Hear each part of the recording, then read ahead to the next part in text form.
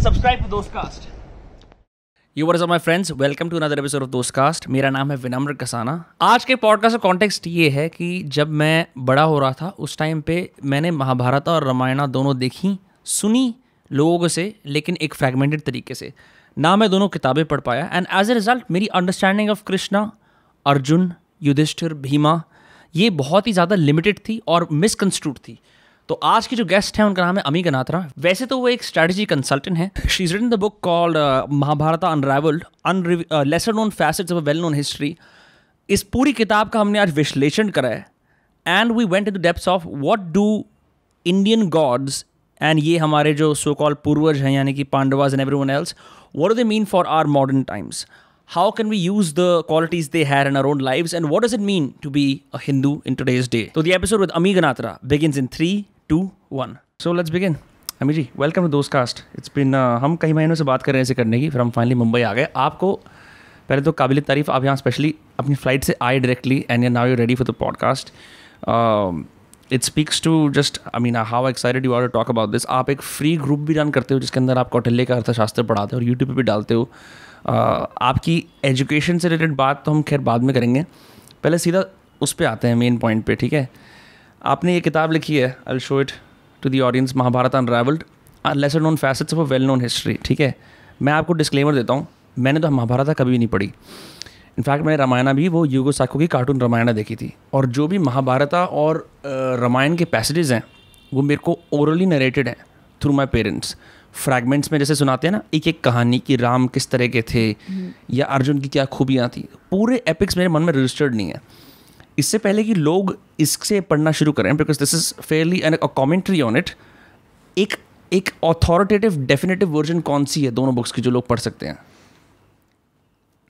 Frankly कहूँ तो मैंने जब पहले गीता प्रेस का एडिशन पढ़ा था उसके पहले मेरी जो महाभारत की जानकारी थी वो भी अधिकतर टेली सीरीज से आई थी। ठीक है, सॉरी। तो पढ़ने के लिए मैं कहूँगी अगर बच्चों से शुरू करें, एक्चुअली बड़े भी पढ़ सकते हैं। अमर चित्रकथा की कथा की महाभारत अच्छी है, उसमें रामायण भी है। अमर चित्रकथा is quite authentic as well, of course it's for a target audience which are kids, पर वो पढ़ सकते हैं। राजा जी की जो महाभारत है, और आई थिंक उनकी रामायण भी है, बट महाभारत तो पक्का है राजगोपालाचारी जी की, वो भी मैंने सुना है अच्छा है। तो I think people can refer to these books. सबसे बेस्ट है अगर आप अपनी भाषा में पढ़ पाओ तो गीता प्रेस का जो हिंदी संस्कृत एडिशन है महाभारत का, और सातवड़ेकर गुरु जी का हिंदी ट्रांसलेशन है Bhandarkar oriental critical research institute का, जो क्रिटिकल एडिशन है भंडारकर ओरिएंटल रिसर्च इंस्टीट्यूट का, उन्होंने उनका हिंदी में ट्रांसलेशन किया है, वो भी अच्छा है। विवेक देबरॉय का 10 वॉल्यूम इंग्लिश ट्रांसलेशन है बोरी का, भंडारकर ओरिएंटल रिसर्च इंस्टीट्यूट के क्रिटिकल एडिशन का, तो ये भी अच्छी पुस्तकें हैं। सो क्रिटिकल एडिशन के अंदर इस बुक की I am assuming it is a critique of the epic? No. So critical edition का अर्थ, let me take some time and explain. It is not a critique. It is only a translation. Critical edition is of the Sanskrit version itself. तो होता क्या है, ये हमारे जो text हैं, जो शास्त्र हैं, वो बहुत पुराने हैं, है ना? और जब वो पहले कहे गए थे, जब वैशंपायन जी ने, पहले तो व्यास मुनि ने वैशंपायन जी को बताया, वैशंपायन जी ने फिर जन्मेजय के यज्ञ सत्र में उसको नरेट करा, तो ये तो ओरली होता था, और कितने वर्षों तक ये ओरली ही ट्रांसमिट होता रहा है। उसके बाद जब लिखने का शुरू हुआ तब फिर ये टेक्सचुअल फॉर्म में आ गया, मैन्यूस्क्रिप्ट्स फॉर्म में आ गया। तो पहले तो प्रिंटिंग प्रेस तो होती नहीं थी, तो लोग मैन्यूस्क्रिप्ट्स करके बनाते थे, एंड देन ऐसी बहुत सारी मैन्यूस्क्रिप्ट्स अवेलेबल होती थी, ठीक है? बहुत अलग अलग जगहों पर बहुत सारी मैन्यूस्क्रिप्ट्स अवेलेबल होती थी। उसमें ये भी होता था कि कहीं कहीं पर विथ टाइम, समय के साथ साथ कुछ ना कुछ एडिशन सब्ट्रैक्शन हो चुका हो, कोई वहाँ का फोकलोर हो वो ऐड हो चुका हो, तो ऐसे मान्यताएं जो थी वो जुड़ती गई कथाओं के साथ। फिर क्या हुआ, कम टू 1900s, हर जगह अलग अलग मैन्यूस्क्रिप्ट्स थे, हर जगह अलग अलग मान्यताएं थी, कुछ ना कुछ, जो हम वर्जन्स की बात करते हैं, करेक्ट है ना? तो इस प्रकार से कितनी सारी मैन्यूस्क्रिप्ट्स थी, कथाएं प्रचलित थी। तो जब ये इंडोलॉजी का शुरू हुआ, जब फॉरेनर्स यहाँ आए, तो पहला स्टेप तो उनको ये था कि अच्छा एक्चुअल क्या है, और यही जो बात है कि असली महाभारत कौन सा है, जिसको हम अथॉरिटी मान सके, ऐसा महाभारत कौन सा है। तो 1700 में भी ये बात हुई थी, ये चर्चाएं शुरू हुई थी। हमारे जो शास्त्री थे उन्होंने भी ये शुरुआत करी थी। तो गीता प्रेस का एडिशन जिस कमेंट्री पर बेस्ड है वो नीलकंठ शास्त्री की कमेंट्री पर है। तो उन्होंने एक वर्जन जो मैन्यूस्क्रिप्ट उस समय नॉर्थ में उपलब्ध था उसके बेसिस पर अपना कमेंट्री दिया, and that is the Gita press edition that we read. पर फिर 1900s में और अर्ली 2000 में भंडारकर ओरिएंटल रिसर्च इंस्टीट्यूट की स्थापना हुई और इन्होंने एक प्रकल्प हाथ में लिया कि क्रिटिकल एडिशन बनाएंगे। क्रिटिकल एडिशन मतलब क्या कि you collect all the manuscripts available, जितने भी मैन्यूस्क्रिप्ट्स आपके पास हैं उसको आप एकत्रित करो और उसमें से कंसिस्टेंसी फाइंड आउट करके, करेक्ट, कि कौन सी स्टोरीज रिकरिंगली हर जगह आती हैं। एग्जैक्टली, ठीक है। उसमें भी बहुत एक higher level criticism, lower level criticism वगैरह वगैरह, कि आप you try and go back to what would have been the original story. तो भंडारकर बोरी के जो सुक्तान करवी है, सुक्तानकर जी थे, who was the editor of this प्रकल्प ऑफ दिस प्रोजेक्ट। उन्होंने उनके साथ जो टीम थी उन्होंने ओवर 50 ईयर्स क्रिटिकल एडिशन बनाया। 50 साल लगे इसको होते होते, और 1269 मैन्यूस्क्रिप्ट्स भारत भर से, इवन नेपाल साइड से, अलग अलग लिपियों में, संस्कृत पर अलग अलग, कहीं शारदा लिपि का कुछ था, कहीं साउथ इंडियन लिपियाँ जो हैं उनका होता था, गुजराती, संस्कृत, शारदा लिपि, ये सबके बहुत सारे मैन्यूस्क्रिप्ट्स एकत्रित किए और उनको कंपेयर कर क्रिटिकल एडिशन बनाया। वाओ।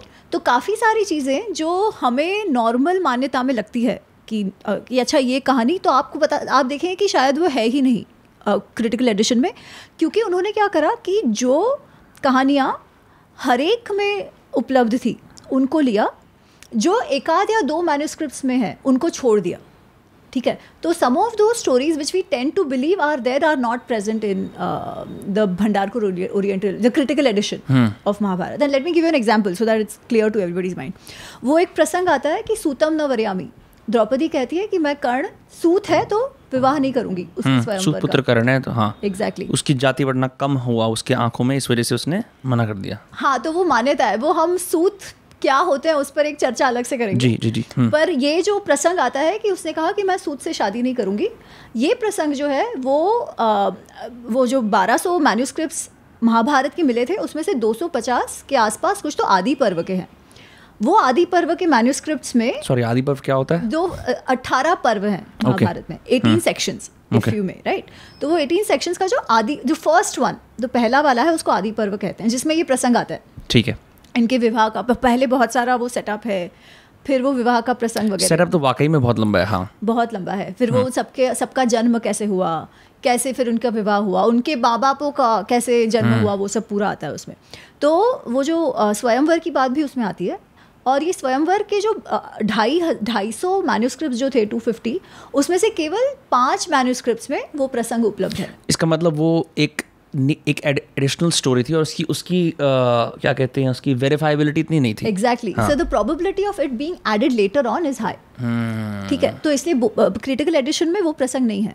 अच्छा, गीता प्रेस में वो प्रसंग बताया हुआ है, परंतु इफ़ यू कंपेयर कि पहले और बाद का जो भी जिस तरीके से स्टोरी नरेट हो रही है ना, उससे भी हमें लगता है कि कदाचित ये एडेड ही होगा।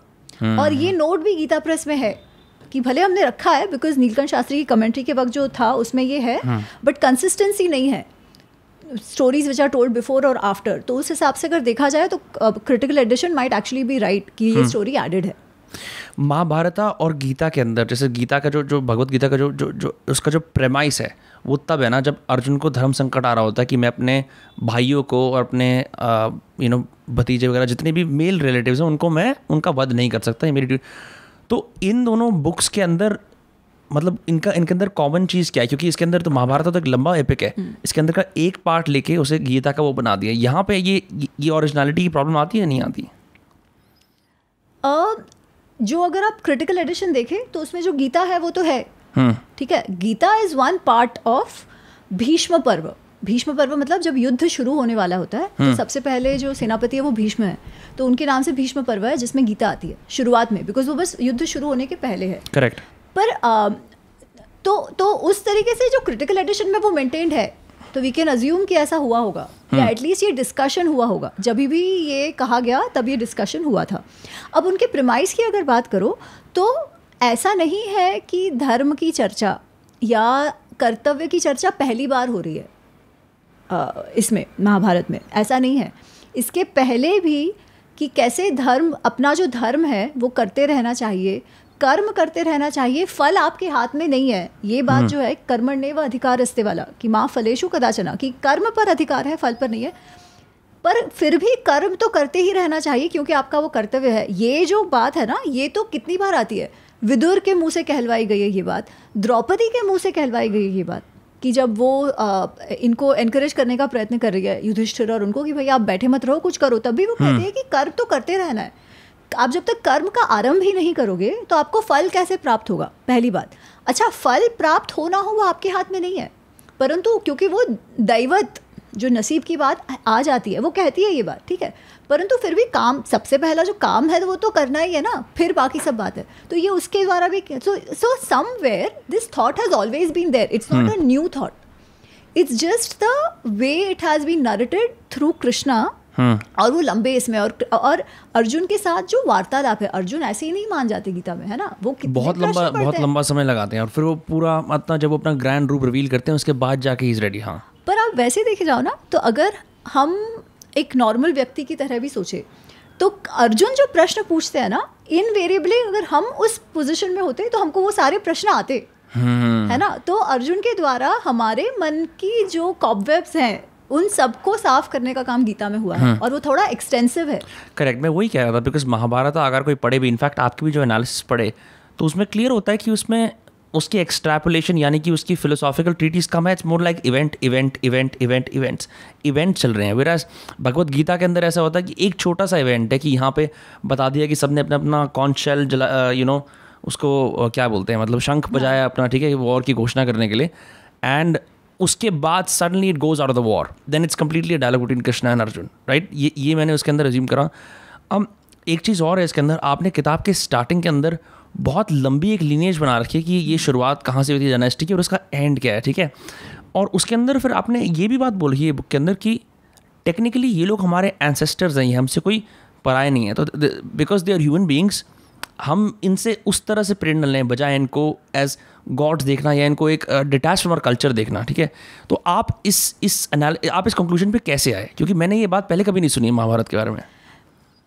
महाभारत रामायण को इतिहास कहा जाता है, ठीक है, हिस्ट्री. बट हिस्ट्री से भी ये अलग है. इतिहास इज हिस्ट्री बिकॉज इतिहास सो इट हैपेंड, ये पहले हुआ है, ठीक है. और अगर हम हिस्ट्री देखें तो हिस्ट्री का काम है जो पहले हुआ है उसको डॉक्यूमेंट करो. करेक्ट. पर इतिहास का अगर हम डेफिनेशन देखें वाचस्पत्य में, जो हमारी डिक्शनरीज हैं उसमें, तो वो डेफिनेशन जो है ना वो और ब्रॉड है. वो ये डेफिनेशन ये कहता है कि धर्म अर्थ काम मोक्षाणाम उपदेशम समन्वितम पूर्ववृत्तम कथायुक्तम इतिहासम प्रचक्षते.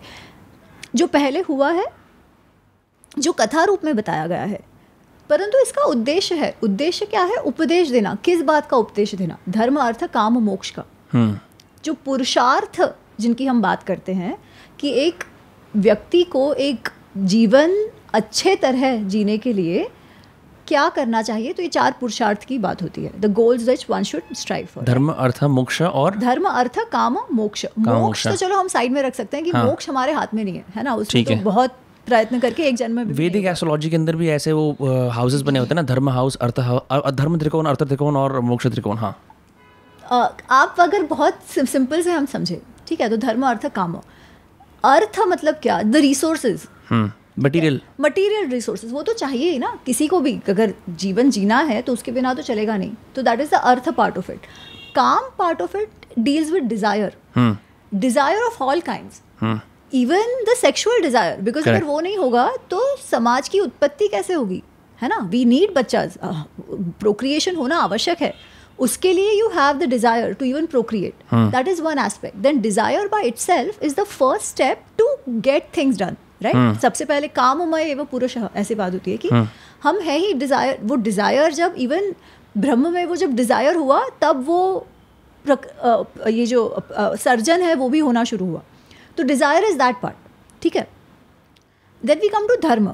Dharma is what? Dharma is the overarching principle which ensures sustainability and continuation of a समाज. धर्म में जो रिचुअल्स की बात आ गई, धर्म में न्याय की बात आ गई, धर्म में rules regulation, social rules regulations की बात आ गई, धर्म में आप किस आयु में हो और उस हिसाब से आपका क्या रोल रिस्पॉन्सिबिलिटीज़ है उसकी बात आ गई. But largely it is the over arching principal which ensures things keep going on. ठीक है, तो ये तो है ही है. मोक्ष इज इवेंचुअली आपके साथ क्या होगा, है ना. पर उसके लिए तो चलो मोक्ष, वो मुक्ति की जो बात है वो तो अलग है, बिकॉज हम पुनर्जन्म में मानते हैं, तो वहाँ पे वो मोक्ष की बात आ गई. Very simply understood, how do you continue to be in the state of bliss, the Sachchidananda, कि आपका असली स्वरूप जो है पुरुष प्रकृति, जो पुरुष जो आत्मा रूप है, उसको आप कैसे समझें, कैसे रियलाइज करें, वो मोक्ष की बात आ गई. वो तो सबके हाथ में नहीं होता है, हम लोग फिलहाल तो इसी में हैं. तो धर्म अर्थ काम की समझ हमें मिले, का उपदेश मिले, ये इतिहास का काम होता है. पर ये धर्म अर्थ काम जो पुरुषार्थ है, जिस तरीके से हमें हमारा जीवन जीना है, इसका ज्ञान तो बहुत जगहों से मिलता है. उपनिषदों से भी मिलता है, धर्मशास्त्रों से भी मिलता है. तो फिर इतिहास में फ़र्क क्या है? इतिहास में ये फ़र्क है कि हम अगर MBA कर रहे हो लोग, तो केस स्टडीज़ की बात होती है. लॉ कर रहे हो तो केस स्टडीज़ की बात होती है. Real life examples. क्योंकि जब हम थ्योरी को इन प्रैक्टिस देखें तो हम समझ पाते हैं कि अच्छा इसका इम्प्लीकेशन क्या है. राइट. तो इतिहास को, अगर इतिहास का ऑब्जेक्टिव उद्देश्य हमें धर्म अर्थ काम का उपदेश देना है, तो हम अगर उसको हमसे डिटैच्ड होकर देखें कि भाई ये तो कोई और है, तो हम हमारे जीवन में उसे कैसे उतारेंगे. समझ गया. और वो कहते ही इतिहास है क्योंकि वो हमारे पूर्वजों की कथा है. उनके जीवन में उनके किन कर्मों के कारण उनको क्या उनके जीवन पर इम्प्लीकेशन रहा, वो सीखने के लिए ही तो ये बात है ना. To make those concepts of theory, the gyan concepts of theory come live, ये उसका काम है. तो अगर हम कहेंगे कि अच्छा वो तो अलग, ठीक है, अच्छा मैं ये नहीं कह रही कि हमको कृष्ण को भगवान मानना नहीं चाहिए, ये मैं नहीं कह रही. मैं ये कह रही हूँ कि rather than thinking of it as अरे वो तो युधिष्ठिर है तो कर सकते हैं, या कृष्ण है तो कर सकते हैं, हमें ये इस तरीके से समझना चाहिए कि उन्होंने ये क्यों किया, क्या सोच के ये किया, उनके मन में धर्म की क्या डेफिनेशन रही होगी कि उन्होंने ये एक्शन इस तरीके से लिया. क्या वो समझकर मेरे जीवन में जब धर्म संकट आता है तो क्या मैं उसको उस तरीके से रिजॉल्व कर सकती हूँ क्या. राइट. तो अगर हम उसको रियल लाइफ अपने साथ अटैच्ड, कि अपने साथ रिलेटेड नहीं देखेंगे, तो जो पर्पस ऑफ इतिहास इज लॉस्ट, कि हम इनसे जो समझ ग्रहण करना है वो करें हमारे अपने लाइफ के लिए. नहीं तो ये होता है हाँ चलो राम तो कर पाएंगे, वो तो भगवान थे, मुझे करने की आवश्यकता नहीं है, मैं बस पूजा करके छूट जाऊंगी. ऐसी बात तो नहीं है ना. राम के जीवन से हम हमारे जीवन में क्या उतार सके, कृष्ण के जीवन से हम हमारे जीवन में क्या उतार सके, अर्जुन के जीवन से क्या उतार सके, दुर्योधन के जीवन से क्या नहीं उतार सके, ये सारी बातें हमें सीखनी है. To make, I mean that is the purpose of itihas, कि हम हमारा जीवन कैसे अच्छे से जिए. तो साइकोलॉजिकल मॉडल्स की तरह इनको इस्तेमाल कर सकते हैं अपनी ज़िंदगी के अंदर करने के लिए. उससे सीधा आते हैं 5 पांडवों पे और फिर उसके बाद उसको आगे लेके जाएंगे. तो एक छोटी सी स्टोरी ये है कि मेरे घर वाले जब मेरा नाम रख रहे थे तो पिता रखना चाहते थे नाम युधिष्ठिर, मम्मी रखना चाहती थी नाम सिकंदर. हो गया विनम्र, ठीक है. एक कॉन्करर, एक ये राजा, और हो गया ये वाला नाम. और मेरे को पर्टिकुलरली बचपन में, क्योंकि मेरे को सच बोलने की आदत थी, या मैं थोड़ा मतलब इनोसेंट था एक तरह से, तो वो मेरे को एसोसिएट किया जाता था कि ये युधिष्ठिर की तरह है. पर मैं जब बड़ा हुआ और मैंने युधिष्ठिर के बारे में पढ़ा, भैया मेरे को नहीं बनना यार, ये इसकी कितनी प्रॉब्लम्स हैं. तो एक तरह से मैं समझता हूँ कि युधिष्ठिर का रोल बहुत ज़्यादा महत्वपूर्ण है पूरी महाभारत के अंदर. बट या तो उसके फ्लॉज इतने ज़्यादा हैं कि वो, जैसे कृष्णा भी, जैसे भगवानों में क्या होता है कि उनके फ्लॉज को मिथोलॉजी में हाइड करते जाता है, तो this strike to as all good, right. But यहाँ पे अपने मतलब दाव पे चढ़ा देना, राज्य को लड़ाई ना कर पाना, ये युधिष्ठिर की कहानी क्या है, इससे हम क्या सीख सकते हैं. Why is he such a, why does he not inspire hope and you know क्या कहते हैं, admiration in people. I think the issue is not Yudhishthir's. Okay. The issue is how he has been portrayed in some of the televised versions of Mahabharata. Let me put it that way. उनको धर्मराज कहा गया है. अब अगर हमारे ऋषि इतने बेवकूफ़ तो नहीं थे कि किसी को भी धर्मराज कह दे, ठीक है. But before I come to Yudhishthir, आपने एक बात कही कि भगवानों के फ्लॉज को छुपाया गया है. आई थिंक इसमें फ्लॉज को छुपाने का क्या अर्थ है? I think I would take it this way कि हमको क्योंकि धर्म की समझ नहीं है, हमको कुछ चीज़ें फ्लॉज जैसी लगती हैं. जैसे एग्जाम्पल? नॉट टू से कि वो परफेक्ट थे या ये वो, ठीक है, मैं एक्शंस के हिसाब से बात कर रही हूँ. तो कृष्ण का आप कोई भी एक्शन देखें, actually I want to know आप किसको फ्लॉ कह रहे हो, तो accordingly I can then explain. जैसे पर्टिकुलरली वहाँ पे जहाँ पे युधिष्ठिर को जब द्रौपदी को दाव पे लगाना पड़ा, the game of dice, right? हाँ, वो आपने कहा भगवानों के फ्लॉज को छुपाया गया. अच्छा, भगवान. अब जैसे कृष्ण ने इतने सारी चीजें एथिकल ट्रेड ऑफ करे और ये जस्टिफाई करा युद्ध के दौरान कि नहीं ये तो लंबा चौड़ा कॉस्मोस है, मतलब इसलिए कर रखा है, इसलिए मैं अपने शॉर्ट टर्म एक्शन के कॉस्ट से नलिफाई हो जाता हूँ, क्योंकि लॉन्ग टर्म में तो मैं ही बनाता सब कुछ. ऐसा उन्होंने कुछ नहीं कहा. और मतलब मैं हो सकता है मेरी रीडिंग गलत हो, तभी मैं आपसे पूछ रहा हूँ. दूसरा, जैसे मेरे को इंद्र बड़े पसंद है, क्योंकि इंद्र उन ऐसे भगवानों में से हैं जिनको बहुत, मेरा मूल नक्षत्र ज्येष्ठा है तो मैं उसको बहुत ज़्यादा स्टडी करता हूँ, ठीक है, इंद्र की सारी कहानियाँ पढ़ता हूँ. तो मेरे को ऐसा लगता है कि इसके अंदर भी आपने एक छोटा सा पैसेज दे रखा है कि इंद्र को बड़ी दिक्कत हो रही थी, एक सेज पावरफुल बन रहा था तो उन्होंने एक अप्सरा को भेज दिया. अब ये क्या है? अब ये यहाँ पे इनकी मैं मान गया सबसे बड़े राजा हैं, लेकिन इतने इनसिक्योर क्यों है ये? तुम बहुत क्यूट हो. मैं अपनी जेन्युइन सवाल पूछ रहा हूँ. एक्चुअली ये जो सवाल आप पूछ रहे हो ना, हाँ, इसमें पूरा इंडिक नॉलेज सिस्टम के एवोल्यूशन को समझना पड़ेगा. समझते हैं. I am not an expert on that, but let me try and give थोड़ी बहुत समझ जो मुझे है, ठीक है. सो मैं सब दर्शकों से कहूँगी कि take it with a pinch of salt per se, but just जो मुझे समझ है मैं उतना बता रही हूँ इसमें. अगर आप वेद देखो, है ना, तो जो 4 वेद हैं उसमें इंद्र का बहुत महत्व है. वैसे देखा जाए तो वो पर्जन्य जो बारिश का ये है वो उनके हाथ में है, ठीक है. ऑफकोर्स बाकी सारे जो देवी देवता हैं वो सारे उनके अंडर है. अच्छा, अब ये देवी देवता कौन है? ये अगर आप देखो तो वरुण या सूर्य या ये वायु या ये सब है ना. अपस, मित्र, हाँ कई सारे हैं. हाँ, अपस बेसिकली पानी से रिलेटेड हुआ, मित्र सूर्य से रिलेटेड हुए, है ना, ये सब है. अच्छा, ये सब क्या है? ये सब प्रकृति है. प्रकृति के कुछ ना कुछ डिफिकेशन किया हुआ है. करेक्ट. क्यों? क्योंकि हम लोग प्रकृति के पूजक रहे हैं, है ना, टू बिगिन विद. तो अगर आप वेद देखो तो उसमें ये इंद्र का महत्व बहुत ज़्यादा है. विष्णु को उपेंद्र कहा जाता है. Correct. For the first Indra.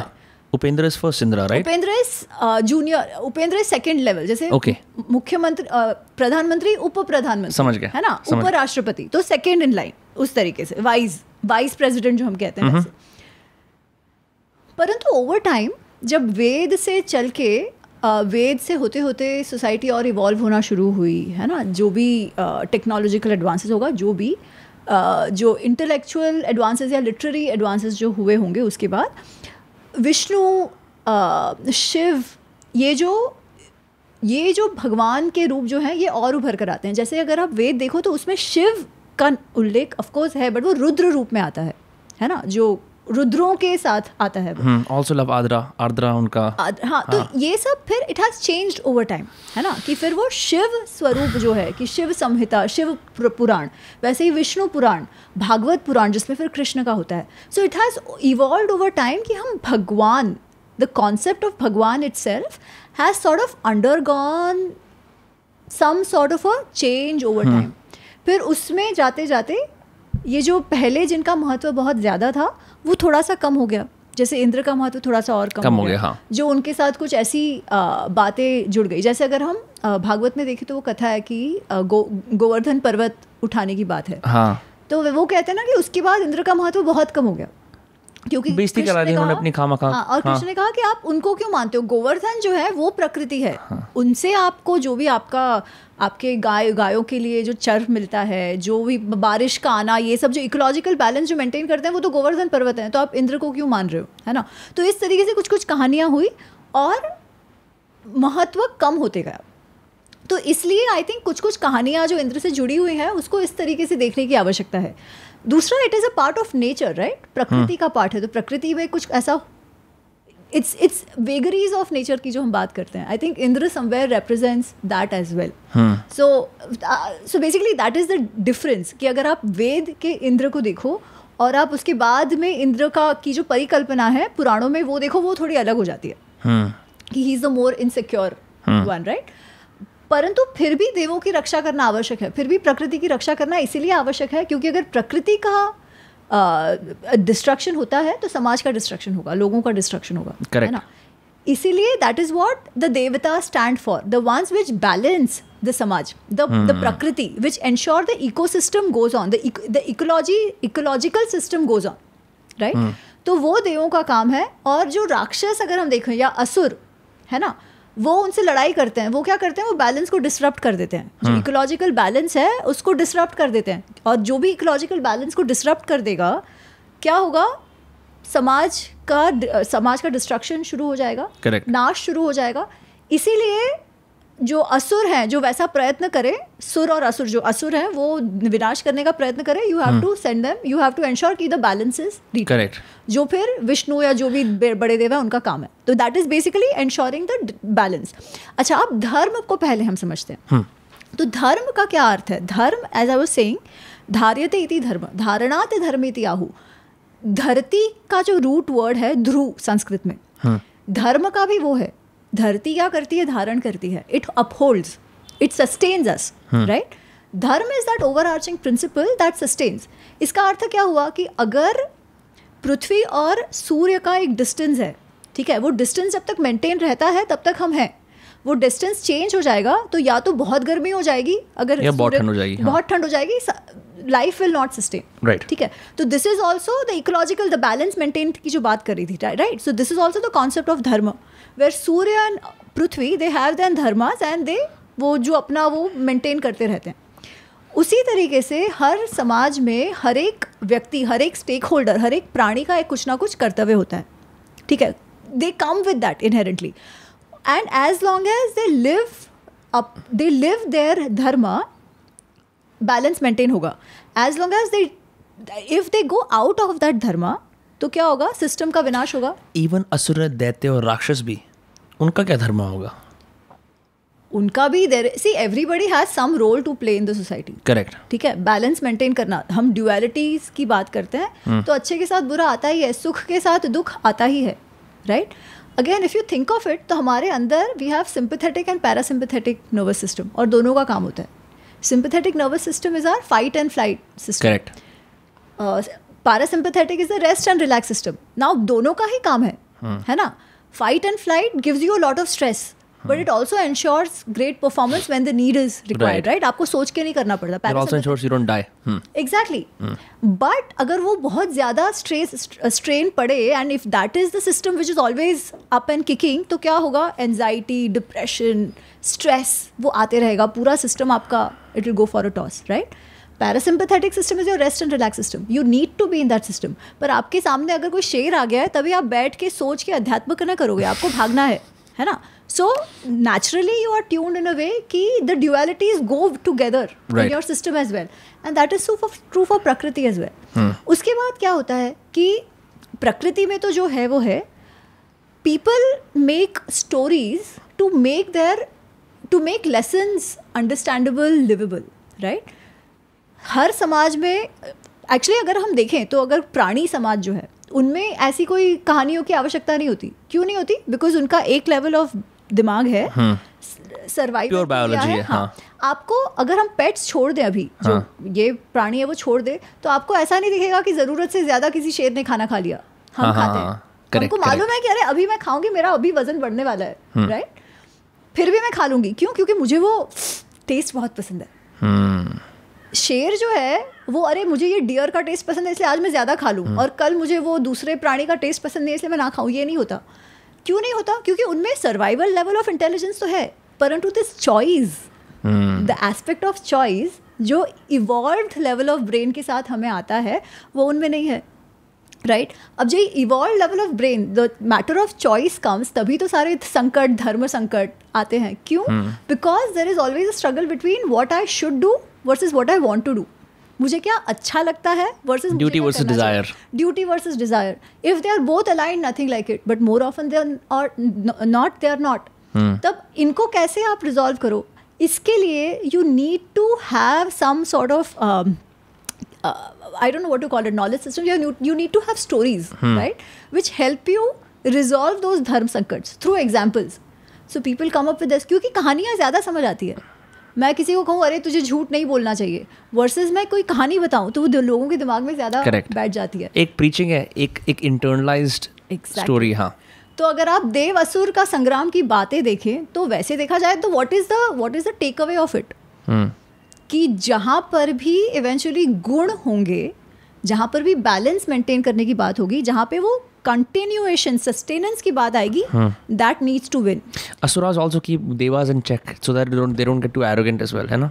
That is also true, but they themselves are always very arrogant, ना? That's the problem. तो अगर हम देखें, हम कहते हैं कि प्रकृति के साथ 3 गुण हैं, सत्व, रजस, तमस. करेक्ट. ठीक है.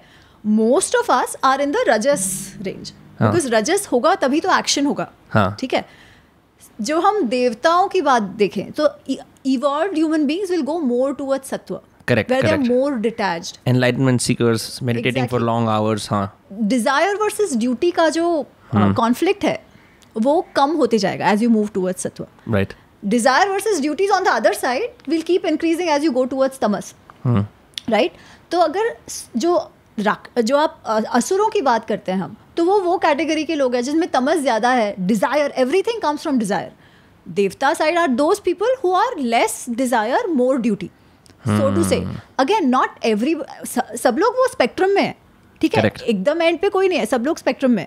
We tend to be somewhere in the middle, मनुष्यगण में आते हैं हम. करेक्ट. तो ये जो संग्राम की बात हुई है, that is people on this side of the spectrum versus this side of the spectrum.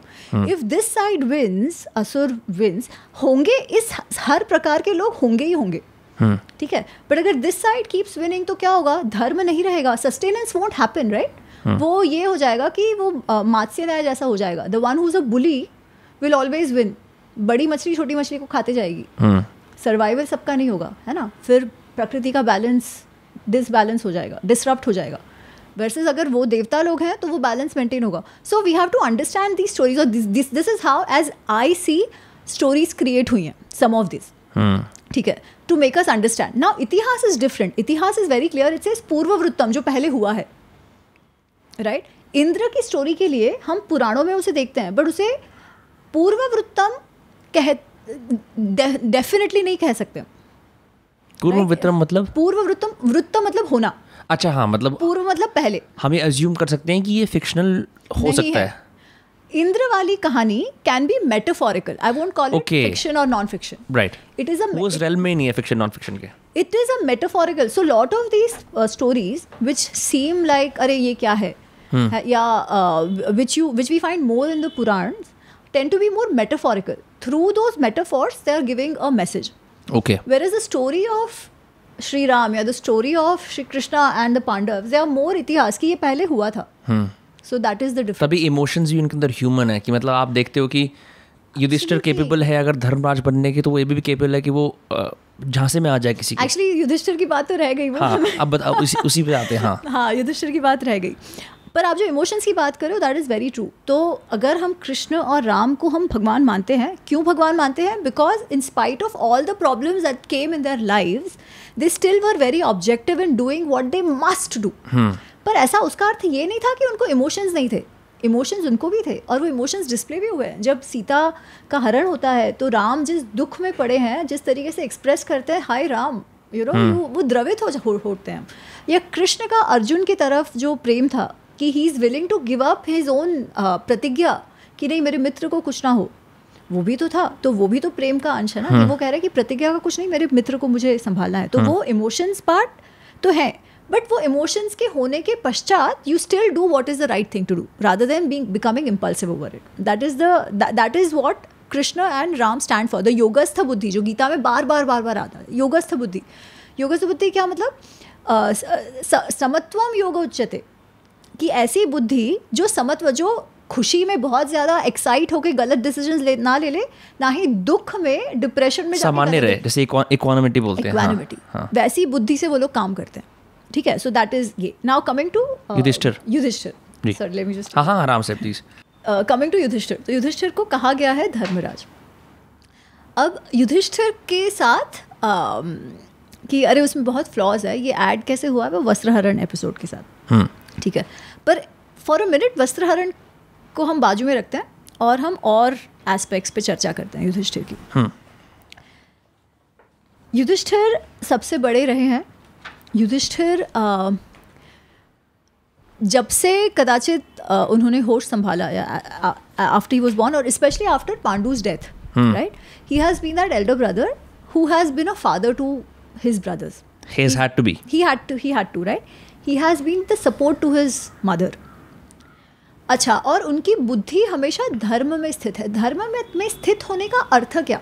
सबसे पहले तो वो, ठीक है, धर्मराज होने का अर्थ क्या? Dharmaraj is one who understands कि सस्टेनेंस जो है वो कैसे होगा, किस परिस्थिति में क्या करना चाहिए, ठीक है, which is that step to take. Sorry, मैं आपको 1 मिनट इंटरप्ट करूंगा. जो ये धर्म है पर्टिकुलरली, क्योंकि ये राजा के घर में पैदा हुए थे, तो क्या वो राज्य धर्म था? क्योंकि इसके अंदर डाइस वाले एपिसोड के अंदर भी यही बात हुई है ना कि अगर किसी राजा को बोला जाता है कि आपको एक डुअल है, आपको एक चुनौती दी है, वो मना नहीं कर सकता, तो वो वाला धर्म फॉलो करते थे या ओवर ऑल एनकंपासिंग कोई धर्म था? हाँ, तो लेट मी एक्सप्लेन धर्म अगेन. ठीक है. तो जैसे मैंने कहा, ध्रुव धारण करना. अगर हम धर्म का डेफिनेशन देखें जो बहुत जगहों पे आता है, महाभारत में और even otherwise, so it says धारणात् धर्म इति आहु धर्मो धारयति प्रजा यह स्यात् धारण संयुक्तम सह धर्म इति निश्चय. यह स्यात् प्रभव संयुक्तम सह धर्म इति निश्चय. धारणात् धर्म इति आहु, because it sustains, because it upholds, it is called dharma. धर्मो धारयति प्रजा. धर्म जो है वही समाज को धारण करके रखती है, द ओवरआर्चिंग प्रिंसिपल.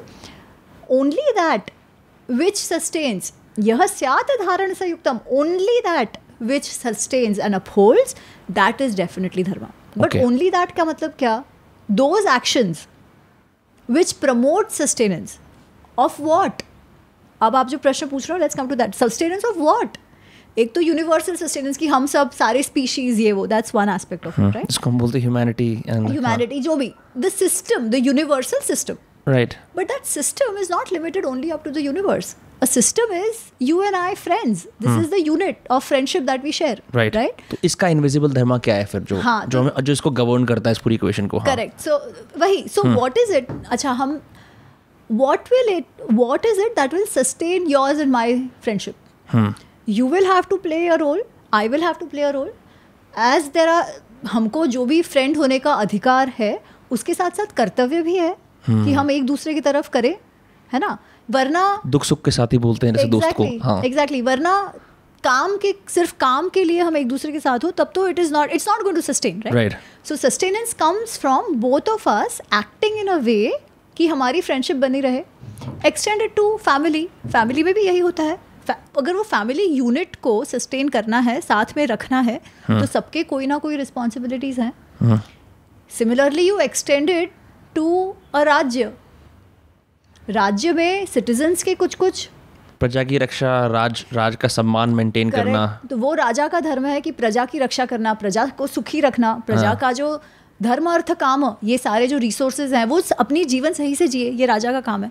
प्रजा का काम है कि टाइम पे टैक्स देना, जो भी रूल्स एंड रेगुलेशंस है उसको फॉलो करना, वगैरह वगैरह, है ना. तो यहाँ पर जो राजा का काम है वो है राजधर्म. जैसे फैमिली यूनिट में if I am the daughter, तो मेरा धर्म हो गया पुत्री धर्म हो गया, आपका होगा पुत्र धर्म हो गया. साथ में if you are married then you have a responsibility towards your wife, तो पति धर्म हो गया, राइट. राजा का राजधर्म हो गया, जैसे प्रधानमंत्री का जो है वो राजधर्म हो गया, करेक्ट. तो one single person you see can have multiple dharmas. जैसे अर्जुन है, ही हैड द पुत्र धर्म, राइट. वो Correct. ये जो भरत शिष्य धर्म भी हो गया, फिर शिष्य धर्म हुआ, पुत्र धर्म हुआ, क्षत्रिय धर्म हुआ एज अ वॉरियर, और राजधर्म हुआ because he is part of that ruling family along with Yudhishthir, right. तो वो अगर हम अब गीता को समझो, अगर हम अब गीता को समझे, तो वो क्या था? द सेम पर्सन, उसी के जो अलग अलग धर्म है वो कॉन्फ्लिक्ट में आए थे. That is dharma sankat. Wow, right. हाँ, it's true for all of us. और क्या केवल अर्जुन तक वो सीमित है? नहीं, हमारी लाइफ में भी तो है. इनफैक्ट आज और भी ज़्यादा, राइट. बिकॉज आज अगर हम एक स्त्री की बात करें, इवन अ पुरुष की बात करें, then I have a responsibility as the daughter of my family, right? I have the responsibility as a wife of somebody, as the mother of somebody, as a professional, right? अच्छा, अब हम scope of धर्म को समझे. अगर कल से मेरा बच्चा बीमार हो, मुझे बच्चा है नहीं, just clarifying, but just in case मेरे बच्चा बीमार हो जाए, और आई नो कि there I have some important decision to take in the office जिससे शायद मेरा प्रमोशन डिसाइड होना है. How do I decide? Am I going to choose between my bachcha और am I going to choose between my promotion? Right. अच्छा, मेरे लिए तो फिर भी ठीक है, मैं कहूँगी नहीं, अगर there is no help at home, I stay with my bachcha, वहाँ कोई और संभाल लेगा, वो डिसीजन है वो कोई और ले लेगा. At max I am losing out on promotion, doesn't matter. Now let's look at Ambani, Mukesh Ambani के अंडर कुछ तो कितने तो लाख लोग काम करते हैं, ठीक है. If he is faced with a similar dilemma कि मेरा बेटे को ठीक नहीं है versus taking a decision which is going to impact some 10 lakh people, can he choose to say नहीं मैं मेरे बच्चे का ध्यान रखता हूँ? नहीं, he will have to go back and take care of. Is that why ऐसा होता है ना अक्सर कि जब आप उस स्थान पे आ जाते हो आपको चूज करना पड़ता है और फैमिलीज डिस्टेंस हो जाती हैं जितना ज़्यादा इंसान पावरफुल होता है, एडमिनिस्ट्रेटर्स पर्टिकुलरली, बिकॉज वो उनका धर्मा वो वाला बड़ा हो जाता है. क्योंकि आप पर अब बहुत सारे लोग निर्भर हो चुके हैं. यू आर, आपका बच्चा केवल नहीं है, अब ये सारे आपके बच्चे हो गए. जो राजधर्म है, आपको पिता जैसे पूरे सबका ध्यान रखना है, ठीक है. इसीलिए कृष्ण अर्जुन को क्या कहते हैं कि ठीक है तुम पुत्र हो, वो सब ठीक है, but you have a larger dharma here which is your warrior dharma, कि तुमको न्याय, धर्म स्थापना. मैं हर बार धर्म स्थापना के लिए आता हूँ, तुमको धर्म स्थापना के लिए लड़ाई करनी है ना. That is the larger awakening to your life's purpose basically. That is your life's purpose as a Kshatriya, which is higher than everything else. वो बेसिकली उसको इतना समझाने का प्रयत्न करते हैं. अब वो कहते हैं तू हारे जीते वो तेरे हाथ में नहीं है, परंतु लड़ाई करना तो तेरा, to fight for justice is definitely your duty, right. तो now you understand the dharma part of it. Now Dharmaraj क्यों बोलते हैं उनको? Because whatever be the system that he is a part of, he knows which role he's playing and at that point which dharma takes precedence. ठीक है. Let's take an example. ये actually Yudhishthir का बहुत लंबा होगा if you allow me. Please, I love it. हाँ. सबसे पहला देखते हैं कि जब जो बड़ी डिसीजन इनके जीवन में आए कि द्रौपदी स्वयंवर, he was the eldest son. जब अर्जुन द्रौपदी को जीत के आए और वो पूरा ये हुआ कि समेत्य भुंक्त्वा कि कुंती कहती है कि अच्छा आप सब में बांट लो, क्योंकि वो कहते हैं कि भिक्षा लेके आए हैं, व्हाटएवर, है ना, वो जो बात होती है. अच्छा, अब सिर्फ कह दिया उन्होंने इसलिए कोई द्रौपदी सबकी पत्नी हो गई, ऐसा तो था नहीं, ठीक है. एक्चुअली अर्जुन और युधिष्ठिर के बीच बात चलती है कि किन्होंने शादी करनी चाहिए, क्योंकि अर्जुन कहता है कि आप सबसे बड़े भाई हो और बड़े भाई का विवाह पहले होना चाहिए. स्वयंवर में जीत कर कोई भी आए, you can do it for others. जैसे दुर्योधन का विवाह जो कलिंग की राजकुमारी के साथ हुआ था, उसमें जीत कर कर्ण लाया था, ओके, ठीक है. So that is allowed, it wouldn't have been wrong. तो Yudhishthira actually had the right. जो आपने किताब के अंदर वहाँ पे बहुत टाइप के वो लिखे हुए हैं ना कि किस किस प्रकार के मैरिज होती है, उनमें से एक में ये है जो एक क्षत्रिय जीत के लाता है, वो उस टाइप की मैरिज हो गई ना. हाँ, पर वो असुर विवाह नहीं है ये. फिर भी this is still a valid swayamvar where कोई ये कंडीशन रखी है and the girl is actually saying I am okay with the condition, जो ये कंडीशन जीतेगा उससे मैं शादी करूंगी, okay, right. So it's not exactly that जीत के लाना वाला जो प्रसंग है ना, that comes when Bhishma actually goes and सबको हरा के वो तीनों राजकुमारियों को उठा के लाते. That is that kind, which is allowed to Kshatriya because it is about a show of strength. Right. He was not participating in the Swayamvar. Okay. Arjun participated in the Swayamvar, right? Okay. So he said कि आप शादी कर लो. Now Yudhishthir could very well have married Draupadi himself. But he says नहीं, तुम स्वयंवर जीत के आए हो तो तुम शादी करो. But Arjun said नहीं, चांस ही नहीं है, बड़े भाई आप हो, आप शादी करो. And he was technically right. Arjun was technically अब दोनों अपना धर्म निभा रहे हैं. हाँ. दोनों धर्म निभा रहे हैं, but technically Yudhishthir could have married Draupadi being the elder brother. पर उन्होंने देखा कि पांचों पांडव जो थे, वो सीन का एक बहुत अच्छा डिस्क्रिप्शन आता है. Draupadi is an extremely enchanting, extremely attractive lady, और सारे पांडव उसे देख रहे हैं, ठीक है, वो सबको देख रहे हैं, फ्लैट हो गए देख के उसे, एकदम फ्लैट हो गए. इंद्रिय ग्राम संप्रमथ्य, उनके ऐसे जो सारी इंद्रियां हैं वो एजिटेट हो रही है, ठीक है. युधिष्ठिर ये देखते हैं एंड ही रियलाइजेस कि अगर द्रौपदी सिर्फ केवल किसी एक की पत्नी होती है, आपस में लड़ाई कर लेंगे to get her. 100% jealousy जो भी होगा, ठीक है, मे बी लड़ाई ना भी कर ले एकदम ओवर्टली, बट अंदर से तो जल मरेंगे जो भी होंगे, है ना. वो डिजायर कमी नहीं होगा बिकॉज आपके साथ रह रहे हैं. तो क्या ये द्रौपदी का बलिदान नहीं है कि उसने पांचों से शादी कर ली? हाँ, तो I will come to that. तो युधिष्ठिर तब कहते हैं कि नहीं, सर्वेशां भार्यां भविष्यसि, द्रौपदी सर्वेशां भार्यां भविष्यसि, सबकी भार्या वो सबकी पत्नी बनेगी, ठीक है. एंड इंटरेस्टिंगली कोई कुछ नहीं बोलता, सब चुप करके मान जाते हैं, इंक्लूडिंग द्रौपदी. ओके. ठीक है, तो she also does not, and अगर हम द्रौपदी के कैरेक्टर का जब डिस्कशन करेंगे, शी इज़ नॉट समबडी की जो नहीं चाहती तो चुप रहे. वो तो टेक्निकलिटी पे वस्त्रहरण के दिन भी आर्ग्यू कर रही थी. नहीं, पहले आप मुझे बताओ जिताम वा आप या जिताम वा, कि मैं जीती गई हूँ या कि नहीं जीती गई हूँ, क्योंकि युधिष्ठिर तो स्वयं को पहले हार चुके थे, है ना. तो ऐसी स्त्री क्या इस समय बोलती नहीं अगर उसके मन के विरुद्ध की बात होती तो. वो वोकल है, वो जब कोर्ट के अंदर भी ये सब हो रहा हो तब भी वो बोलती है. Correct. So she does not say anything, and उसके बाद तुरंत ही आता है कि एवरीबडी इज हैप्पी. और जो कुंती है वो ले जाती है द्रौपदी को, she takes her under her wings and समझाती है कि अच्छा ऐसे बिहेव करना होता है, ये 5 पांडव, ये पांडव तो नहीं कह रहे हैं, वो तभी बड़ी कह रहे हैं कि ये इतना खाता है, ये इतना खाता है, ऐसे ऐसे भाग करके खाना है वगैरह. And she is also very happy. ठीक है, तो Draupadi is not upset at all, which means she was okay with ये. तो बलिदान या नहीं बलिदान नहीं मालूम.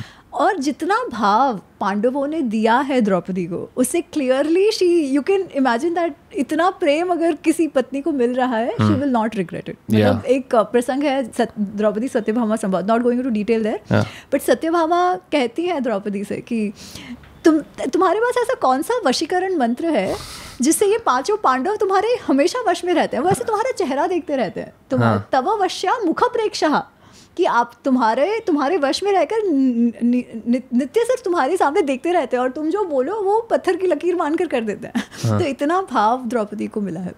जब चीरन वाला एपिसोड हुआ पर्टिकुलरली, तो आपने उस पैसेज में देखा है उसने अपने हस्बैंड्स को बहुत खून की आंखों से देखा कि तुम ये होने दे रहे हो, राइट. और वो उस वाली उसके अंदर मेरे को युधिष्ठिर से प्रॉब्लम थी कि तो लेट्स कम टू दैट. ठीक है, तो युधिष्ठिर वस्त्रहरण का एपिसोड, एक्चुअली आप देखो वस्त्रहरण के एपिसोड में ऐसा नहीं है कि वो जैसे ही दाव बैठे खेलने कि सबसे पहले द्रौपदी को दाव पे लगा दिया. लास्ट रिजॉर्ट था वो सब कुछ हार गए, इंक्लूडिंग हिज ओन सेल्फ.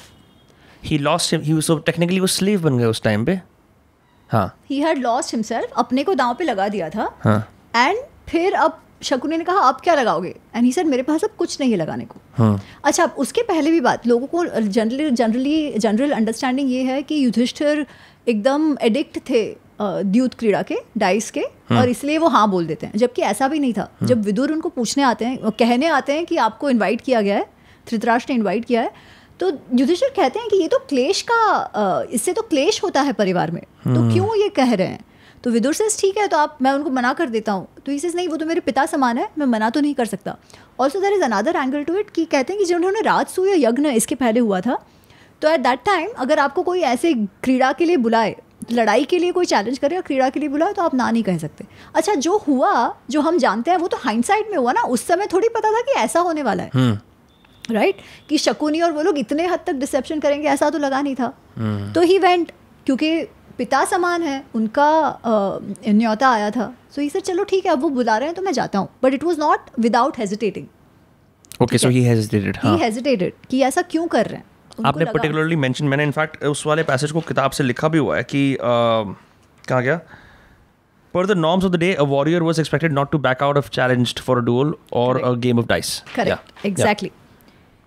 तो he came, he agreed to come. ठीक है. अच्छा, अब जब इवन द्यूत क्रीड़ा शुरू होती है, तो सबसे पहले दुर्योधन कहता है कि अच्छा मेरे तरफ से शकुनी खेलेंगे. तभी भी ही ऑब्जेक्ट्स, ठीक है, तभी भी ऑब्जेक्ट्स कह रहे ऐसे कैसे, और शकुनी बहुत ज़्यादा ये करें कि अरे वाह द्यूत खेलेंगे ये वो. तभी भी कहते हैं कि इसमें कोई खुशी की होने की बात नहीं है, इससे क्लेश होता है, पर ठीक है हम डिसाइड कर रहे हैं तो खेलते हैं. बट शकुनी नोस कि ये he is not going to back out. ठीक है, इसलिए वो कहते हैं कि अच्छा तुमको नहीं खेलना है तो मत खेलो, आप कह रहे हो कि नहीं खेलना चाह रहे, बट ही सेड नहीं खेलेंगे. एंड ही सेड ठीक है, अब शकुनी डाल रहे हैं आपकी तरफ से तो वो भी ठीक है. What was going to come to him ये तो मालूम नहीं था ना. तो ऐसे नहीं था कि he hadn't hesitated at all, he had. ठीक है. अच्छा, then he lost everything and he said अब मेरे पास कुछ नहीं है आफ्टर लूजिंग हिमसेल्फ. शकुनी कहते हैं नहीं है ना, तुम्हारी पत्नी द्रौपदीम पणस्व, द्रौपदी को स्टेक पर लगाओ, ऐसे वो कहते हैं. ठीक है. अच्छा, आप सोचो ये चल रहा है और इतनी भरी सभा में कोई कुछ नहीं बोल रहा. ऐसा क्यों? क्योंकि एक तो धृतराष्ट्र कुछ नहीं बोल रहे, धृतराष्ट्र खुश हुए जा रहे हैं. वो पेट्रियार्क हैं, वो अगर वो बोलेंगे तो ही, जिनको बोलना चाहिए था. तो विदुर एक बोलते हैं, विकर्ण बोलते हैं जो दुर्योधन का भाई है, वो बोलता है, बाकी कोई नहीं बोलते. that's again where the dharma comes. For Dronacharya, for maybe Dronacharya के लिए तो फिर भी ठीक है, भीष्म के लिए वो of course धृतराष्ट्र के मंत्री थे, सेवक थे, that was one dharma, but he had a kula dharma as well, right? As the patriarch of the family, he let the sevak dharma take precedence in that case, और वो चुप रहे. Anyways, but तो फिर ये जब तो ये द्रौपदी को अब अच्छा वो समय ऐसा भी था कि you have no resort whatsoever, right? आप क्या करो उस परिस्थिति में? तो आपको लगता है यार एक मैं खेल दूं और शायद जीत जाए. you never know. Everyone who तो plays gambling exactly ऐसे होता है. हाँ. और वो उस समय उस स्ट्रेस में मतलब ये है कि Yudhishthir as a Yudhishthir who's always so calm, he can also get carried away, right? That is one way to look at it. तो he says ठीक है द्रौपदी को लगाता हूँ, बट उसमें भी he actually describes Draupadi and he goes on to say she is the kind of a lady who a man desires if he wants to live a fruitful grahastha life. इतनी अच्छी वो स्त्री है. So he is trying to evoke that भाव in people कि अरे आप कुछ तो बोलो. But anyways, वो धर्म में टाइड है तो वो सिंपैथी गेन करने की कोशिश कर रहे हैं कोई लोगों तो की. कुछ बोले, somebody come talk, but कोई कुछ नहीं कहता. Anyways, then that happens. वस्त्रहरण का वो पूरा एपिसोड होता है, which was extremely unfortunate. नहीं होना चाहिए था. पर अभी उसका हम अलग साइड देखें. युधिष्ठिर दास बन चुके थे उस मोमेंट पे. हाँ, उस मोमेंट पे सारे जो द्रौपदी के पति थे वो दास बन चुके थे. अगर at that point Yudhishthir Draupadi को दांव पे नहीं लगाते तो क्या होता? परमानेंट दास बन जाते. सब लोग परमानेंट दास बन जाते, including Draupadi, because she is the wife. Now actually Bhishma को जब द्रौपदी पूछती है कि आप क्यों कोई कुछ बोल नहीं रहे हो, आप मुझे टेक्निकली समझाओ, एम आई लॉस्ट और नॉट, जीता क्या मैं हारी गई हूँ कि नहीं, आप मुझे बताओ, क्या मैं जीती गई हूँ कि नहीं, मुझे बताओ. क्योंकि युधिष्ठिर तो अपने आप को हार चुके थे. तो भीष्म कहते हैं कि ये बहुत सूक्ष्म है. धर्मा परमा गति, धर्म की गति बहुत सूक्ष्म है. क्योंकि वैसे देखा जाए तो जो हार चुका है वो कुछ और हार नहीं सकता जो स्वयं हार चुका है. उसका किसी भी चीज़ पे जब उन्होंने अपने आप को दाव पे लगा दिया तो टेक्निकली द्रौपदी को लगाने की जरूरत नहीं है, बिकॉज वो खत्म हो गया वहाँ पे. करेक्ट. परंतु वो उसकी पति है, तो अगर कोई अपने आप को हार जाए तो वो हस्बैंड वाइफ का रिलेशनशिप खत्म हो गया क्या? Till death do us part वाली जो बात होती है. Is it that if he's now lost, Draupadi is free to marry anybody? Because Karna actually says that कि तुम किसी और से शादी कर लो अब. But technically एक husband wife का relation क्या होता है, right? How do you decide? So it is technically a very What a moral dilemma. It is right. It was ethically wrong जो हुआ वो होना नहीं चाहिए था. But technically अगर हम देखें legally, then it's a very very tricky situation. परंतु thanks to this whole thing that happened और इतना अप्रोर हुआ और इतनी निम्न कक्षा तक कौरव गिरे, तो एटलीस्ट वो ओमेन्स और वो सब इतने बुरे हुए और सब लोग थोड़ा तो फिर आवाज़ करने लगे कि धृतराष्ट्र इवेंचुअली हैड टू से कि नहीं जाने दो, मैं तुमको छोड़ देता हूँ, क्योंकि 2-3 ये लोगों ने प्रतिज्ञा ले ली कि इसको मार दूंगा उसको मार दूंगा ये सब. एंड भीम ने भी कह दिया था ना कि मैं खत्म कर दूंगा. भीम ने भी कह दिया था कि मैं तेरी छाती फाड़ के लहू पी लूंगा वगैरह. तो इससे थोड़ा सा डर गए थे धृतराष्ट्र. तो ही सेड कि नहीं ठीक है, अब कर दे कि द्रौपदी तुम मांग लो तुमको क्या चाहिए. और वो कहती है कि आप मेरे पतियों को फ्री कर दो, दासत्व से फ्री कर दो, बाकी आगे क्या करना है उनके पराक्रम से वो लोग करेंगे. सो this is what she says. तो वो तो उसका अलग ही व्यक्तित्व है द्रौपदी का, एकदम amazing, but that's a different thing. पर अगर ये नहीं होता तो सारे के सारे ऑलरेडी दास बन के बैठ चुके होते. ये महाभारत ना होती फिर कुछ नहीं होता. मात्स्यन्याय होता, जो डिजीव कर गए वो जीत जाते, दैट्स इट. क्योंकि आप देखो उस समय भी कोई कुछ नहीं बोला है. ये सब हुल्ला हुआ ही तब जब ये पूरा प्रसंग हुआ. आप सोचो, नहीं तो क्या होता. क्योंकि धृतराष्ट्र तो कुछ बोल ही नहीं रहे थे तब तक, वो तो खुश थे युधिष्ठिर के हारने के बाद भी, ना कोई और कुछ बोला था. कितनी मुश्किल कहानी है अगर आज के टाइम पे किसी के ऊपर ये बीतती. ऑफ कोर्स ये नहीं होना चाहिए था, किसी स्त्री के साथ ये ना हो. बट मैं कह रही हूँ कई चीज़ें ऐसी होती है कि हमको एथिकली तो वो रॉन्ग लगती है और है ही. There is no justification to it. पर अगर ये परिस्थिति नहीं होती तो उसका ऑप्शन क्या था वो भी तो देखें, है ना. तो sometimes things happen even if it is not the in that short term it might have been the worst thing to happen, but in the longer run possibly. This also explains a lot of the morally dubious things Krishna does, right? In the short term. So Krishna is, it's actually wrong to call it morally dubious because he is not doing anything that is morally dubious. Okay, he does that which is in accordance with dharma. Of winning the war. Not वो क्या धर्म निभा रहे हैं? वो क्षत्रिय धर्म तो नहीं निभा रहे, वो तो भगवान है. सारथी का धर्म निभा रहे हैं. नहीं, ही एज एन एडवाइजर वो धर्म निभा रहे हैं ना.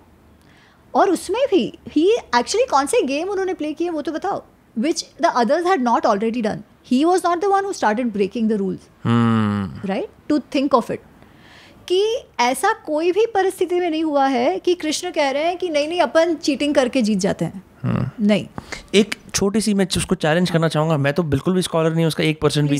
प्लीज मैंने यहाँ पे नोट करते हैं बात, बिकॉज ये बहुत ही महत्वपूर्ण बात है. ये लोगों को लगता है कि कृष्ण तो धूर्त है, ऐसे मस्ती करके चीटिंग करके जीत जाते हैं. जबकि ऐसा बिल्कुल नहीं है. कृष्ण के दिमाग में धर्म का जो डेफिनेशन, क्लैरिटी ऑफ धर्म है, वो अनमैच्ड है. ठीक है, आप पूछ लो, फिर मैं उससे रिलेटेड एक कथा बताऊंगा. तो यहाँ मैंने लिखा हुआ है कृष्णा एज अ स्ट्रेटेजिस्ट, और मैंने डॉट डॉट लगा रखा है. Barbarik son of Ghatotkach. उसके पास एक बूंद थी कि वो अपने ओपोनेंट्स को एकदम पे मार देगा. ठीक है, ये आपने वो जो ग्रे बॉक्स बना रखा है बुक के अंदर, उसके अंदर है. But he could only fight from the weaker side. तो उसको पांडवस का आना पड़ा. तो कृष्ण को कोई बात पता लग गई, तो उन्होंने सोचा यार कि क्या किया जाए कि अगर वो हमारी तरफ से लड़ाई करेगा तो हम स्ट्रांग हो जाएंगे. तो he had to constantly switch sides again and again and again again. अब ये किसी इंसान को स्ट्रैटेजी के अंदर अपना प्यादा बना के अपना ओवरऑल काम कराना नहीं है. शॉर्ट टर्म में मान लेता हूँ. मैं नहीं कह रहा कि कॉस्मोस में क्या हो रहा है, मैं नहीं कह रहा कि क्या ओवरऑल सब कुछ पहले से बना हुआ है. मैं गीता में नहीं जा रहा. मैं स्ट्रिक्टली मतलब अगर मिलिट्री स्ट्रैटेजी वगैरह की बात करें तो हाँ. उन्होंने क्या कहा? उन्होंने एक्चुअली कहा barbaric can not participate in the war, right? That's what he said. वो गला काट दिया वाली बात अलग है ना. नाउ ऐसा थोड़ी ना था कि औरों को मना नहीं किया था. रुक्मी आया था पांडवों के साइड की, मुझे आपके साइड से रुक्मी कौन था? रुक्मिणी का भाई. ओके. जो कृष्ण की पत्नी है, उनका भाई रुक्मिणी. वो आके इन लोगों को कहता है अरे आप चिंता मत करो, मैं ऐसा कर दूंगा वैसे कर दूंगा. वो इनके तरफ आता है, पांडवों की तरफ. वो कहते हैं नहीं नहीं बाबा, हमको नहीं चाहिए, मेरे को अपने साले को नहीं लड़ाना. हाँ, वे कि तुम कट लो, हमको नहीं करना. वैसे भी Rukmi and Krishna are not on good terms, right? But वो व्हाटएवर. फिर वो दुर्योधन के पास जाता है. वो लोग भी, कौरव भी कह देते हैं बाबा नहीं चाहिए, तुम बाहर ही रहो. तो he doesn't fight on any side. Okay. वैसे बर्बरीक के साथ भी वो कह सकते थे, है ना. पर ये इसमें गला काटने की बात क्यों हुई? अच्छा, पहली बात तो महाभारत में ये प्रसंग है ही नहीं.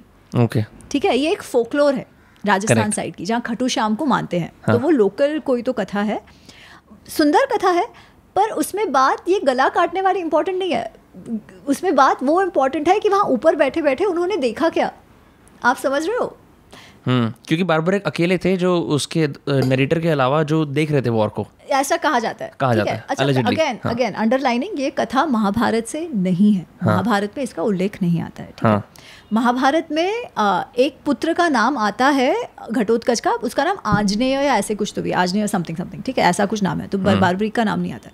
That's it. ये कथा भी जो है कि I tell you why it is a folklore. Because पहले तो जैसे मैंने कहा कि वो आए थे आपके साइड, तो आपको गला काटने की क्या आवश्यकता है? आप उनको कह दो ना कि भाई तुम ये नहीं कर सकते क्योंकि इट इज़ नॉट राइट, ये तो विनाश हो जाएगा, दोनों साइड कोई जीत ही नहीं पाएगा. ठीक है. तो that is anyways a stupid thing to have somebody like that, कि जिसमें ऐसी प्रतिज्ञा लेके बैठा हो या जिसको ऐसा वरदान हो.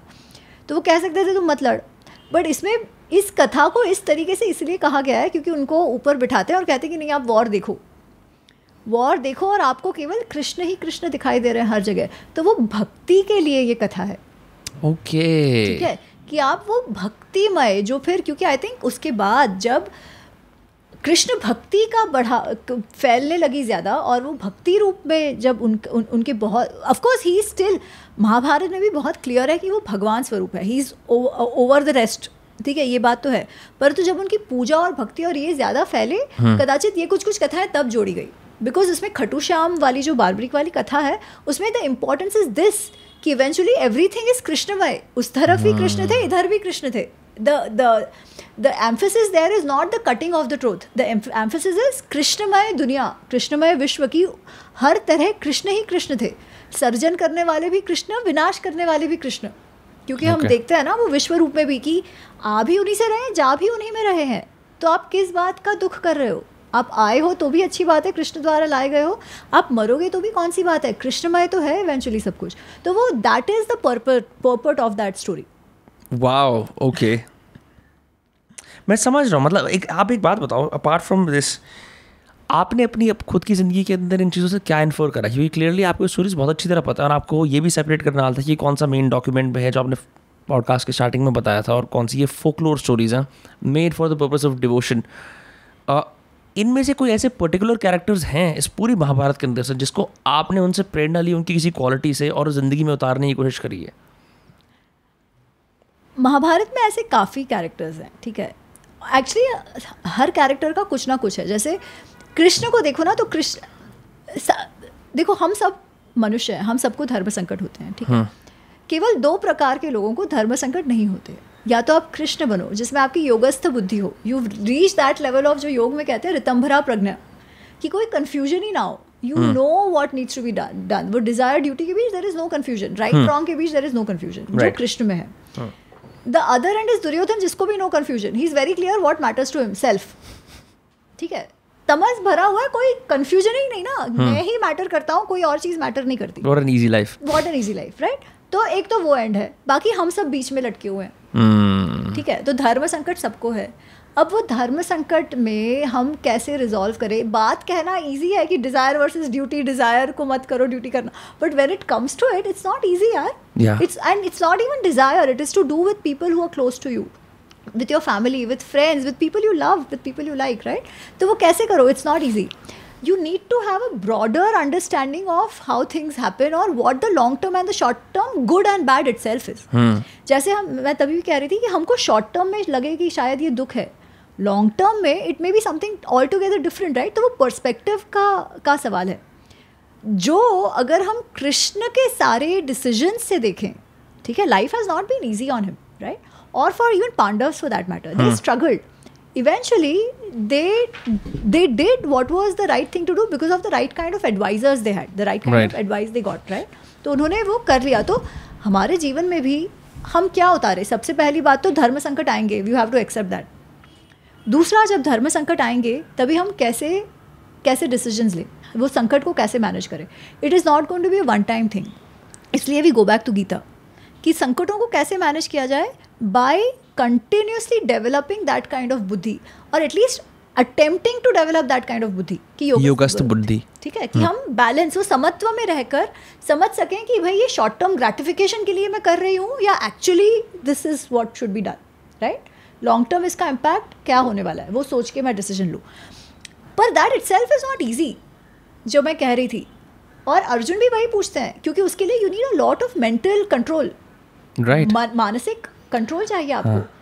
तो अर्जुन भी वही पूछते हैं कि आप कह रहे हो योगस्थ बुद्धि, मानसिक कंट्रोल, डाडा इंद्रिय निग्रह, वो सब ठीक है, बट ये करो कैसे? This is as difficult as आप हवा को पकड़ने का प्रयत्न कर रहे हो। मन तो चंचल है, ये चंचल मन को आप काबू में कैसे करो? एंड कृष्ण कहते हैं अभ्यास नहीं तो कौन्तेय वैराग्येण तो गृह्यते।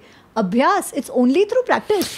उससे आता हूँ, जब आपके इसके आप पांडवों और कौरवों के बचपन की बात कर रहे हो, तो एक्चुअली उसके पहले लेट मी फिनिश, ठीक है। तो ये और एक बात है, और जो हमारे लिए रेलेवेंट है, जो मैं समझने का प्रयत्न करती हूँ और लोगों को भी कहती हूँ, why it is because it's from the relevance of Mahabharat self. धर्मो रक्षति रक्षितः, धर्म एव हतो हन्ति, धर्मो रक्षति रक्षितः। अगर जो इम्बैलेंस कोई भी समाज में, कोई भी सिस्टम में इम्बैलेंस को लाने का प्रयत्न करेगा, तो वो समाज, वो system will never stand for that person. Correct. अगर आप उस सिस्टम को संभालने का प्रयत्न करोगे, धर्म की रक्षा करोगे, तभी धर्म आपकी रक्षा करेगा। और लास्ट, जो भी आप कर्म करते हो उसका आपको कभी ना कभी जो भी कॉन्सिक्वेंस है वो भुगतना तो पड़ेगा ही, ठीक है। पर वो कर्म का कॉन्सिक्वेंस से ज़्यादा इंटेंशन का कॉन्सिक्वेंस ज़्यादा है, कि आप किस इंटेंशन से वो कोई भी चीज़ करने का प्रयत्न कर रहे थे। Was it for with the larger understanding or was it for the instant gratification? Instant gratification कुछ टाइम के लिए तो ठीक है। So these are the things I try, I mean I'm not saying मैं जीवन में उतारती हूँ, मैं ये कह रही हूँ कि ये एटलीस्ट समझने जैसा है और जीवन में उतारने जैसा है। ये इंटेंशंस वाली बात कई सारे मॉडर्न फिलोसफर्स ने भी करी है कि आपका इंटेंशन मैटर करता है, पर ये कितनी मुश्किल चीज़ है, बिकॉज ऑफन आप पब्लिक के अंदर अपने एक्शंस की प्योरिटी दिखा सकते हो और अंदर आपके अंदर नेगेटिव चीज़ें चल रही हैं कि मैं इसलिए कर रहा हूँ ताकि मेरे को पावर सीज हो जाए, या ये हो जाए, वो हो जाए। Intention purity is actually difficult then doing a supposedly publicly honourable act. Correct. अभ्यास है ना तो कौनते हैं, वैराग्य। तो उस अभ्यास की बात से आती है, क्योंकि इसके अंदर आपने एक पैसेज है जब आप ये पांडवों और कौरवों का बचपन बता रहे हो, द्रोणाचार्य पहले तो मतलब थोड़ा बहुत ऐसे अर्जुन को डिसमिस करता है, then he is suppose to come to terms with the fact यार ये तो वाकई में 1 pupil in 10,000 वाला इसका सीन है। एंड कॉन्स्टेंटली उसके अंदर बताया जाता है करण की और उसकी राइवलरी चल रही होती है, लेकिन ये दिखाया हुआ है कि Arjuna is unperturbed by most things, और बार बार लिखा हुआ है कि उसका जो रिकरिंग लाइन निकल के आ रही है प्रैक्टिस प्रैक्टिस प्रैक्टिस प्रैक्टिस, अभ्यास। तो जो भी इंसान बोलते हैं ना कि यार हार्डवर्क से हम पहुंच जाएंगे, उनके लिए तो कुछ प्रेरणा का सूत्र है कि आप ये करोगे। अब इसमें आपने खुद ही एक सवाल आगे पूछा हुआ इंडेक्स के अंदर कि why was arjuna given so much love and limelight. क्या ये इसकी क्वालिटी की वजह से है, इस इनबॉर्न क्वालिटी की वजह से, कि why does he become the most obvious protagonist not of the Mahabharat but of the Gita for example? अगर ओवरऑल अर्जुन का कैरेक्टर हम देखें ना, जो व्यक्तित्व अर्जुन का है, एक तो ये बात तो है he is very committed, he is very dedicated to what he takes up, ठीक है। और वो चैप्टर में मैंने वो काफ़ी सारे एग्जांपल्स दिए हैं कि कैसे वो अपने मन में जो बात आ जाए तो वो पूरे कमिटमेंट, पूरे फोकस के साथ केवल वो करेगा, फिर बाकी आसपास क्या हो रहा है उसे फ़र्क नहीं पड़ेगा। एक तो वो हमेशा अभ्यास करेगा, पहली बात वो। दूसरी बात, उसका the way he related to people was also very warm, was very warm. जैसे आप देखो, एक प्रसंग आता है कि उसे ये विश्वास हो गया कि द्रोणाचार्य महान है और अब मैं द्रोणाचार्य का शिष्य हूँ और मैं उनसे फुल्ली कमिटेड हूँ। अब वो इतना कमिटेड हूँ कि वो जो कहे मैं मानने वाला हूँ, ठीक है। एक तो वो जो कहेंगे अभ्यास पूरी तरीके से मैं करूँगा और मेरे लिए वो सब कुछ है एट दिस पॉइंट, वो जो कहेंगे मैं वो करूँगा। तो इसमें है कि जब वो उनको शिक्षा शुरुआत ही हुई होती है कुछ दिनों पश्चात, द्रोणाचार्य कहते हैं कि गुरु दक्षिणा क्या देंगे, कि हम क्या गुरु दक्षिणा दें, ऐसा कोई चर्चा होती है। तो द्रोणाचार्य कहते हैं मैं तुमको कहूँगा, मैं जब सही समय आऊँगा तब मैं बताऊँगा कि मुझे क्या गुरु दक्षिणा चाहिए, कौन तैयार होगा वो गुरु दक्षिणा देने। तो सारे जो है वो चुप हो जाते हैं, क्योंकि क्या मांगने वाले किसे पता, डाउट है कि क्या मांगने वाले, पता नहीं क्या मांगने वाले हैं। अर्जुन कूद के खड़ा हो जाता है, आप जो बोलो वो, मैं शिष्य हूँ आपका, I am 100% committed to you, आप जो चाहोगे वो मैं करूँगा, बिकॉज वो गुरु दक्षिणा है। गुरु दक्षिणा में जो गुरु को चाहिए वो मुझे देना है। नो वंडर है इसको धर्म संकट इतने ज़्यादा होते हैं। धर्म संकट ऑफ कोर्स, क्योंकि ही इज सो कमिटेड, ही सो, अच्छा वही तो है ना कि उसका जो इमोशन लेवल है वो भी काफ़ी हाई है। जो EQ IQ की हम बात करते हैं ना, तो इसका जो EQ लेवल है वो भी बहुत हाई है ना, कि इस समय ही is not thinking about a doubt, he is like नहीं, my Guru wants it, I will do it. ये एक प्रसंग। दूसरा, जब एक किया है कि एक जो मगर है, वो द्रोणाचार्य पानी में गए होते हैं और एक जो मगर है वो उनके पैर को पकड़ लेता है, वो चिल्लाते हैं, ठीक है। कहीं कहीं किसी कथाओं में ये है कि वो झूठा मगर है, किसी में है कि वो सच्चा मगर है, ठीक है। तो वो चिल्लाते हैं, तो बाकी सारे लोग ये सोचते हैं कि अरे हम क्या करें, हम जंप कर दें अंदर, क्या करें, हम जंप करेंगे तो हमको भी मगर खा जाएगा। ये तो तुरंत, because he is of course a lot more accomplished in dhanurvidya, वो फटाक से लेके कुछ सोचे बिना छोड़ देता है वो इसको। और हाँ, क्योंकि उसे शब्द वेदी भी आता है कि विदाउट सीइंग, सिर्फ आवाज़ से, और वो मगर को मार देता है कोई भी और चीज़ की चिंता किए बिना, और किसी शिष्य ने ये नहीं किया, ठीक है। तो this is the kind of EQ that also he shows towards people he's committed to. वैसा ही रिलेशन कृष्ण के साथ है। आप सोचो, he had to choose between Narayani सेना, एक जो नारायणी सेना कृष्ण की थी, और कृष्ण कहता है मैं लड़ूंगा भी नहीं, मैं सिर्फ कान में खुशबू करूंगा। फिर भी he said नहीं, क्योंकि मुझे आपकी आवश्यकता है, पराक्रम तो मैं दिखा सकता हूँ। एक अक्षाहुणी सेना, आप देखो जब वो युद्ध होता है तब in terms of share numbers and share army strength, Duryodhan is much stronger, उसके पास 11 है, इनके पास 7 होते हैं, है ना। तो वो फर्क है।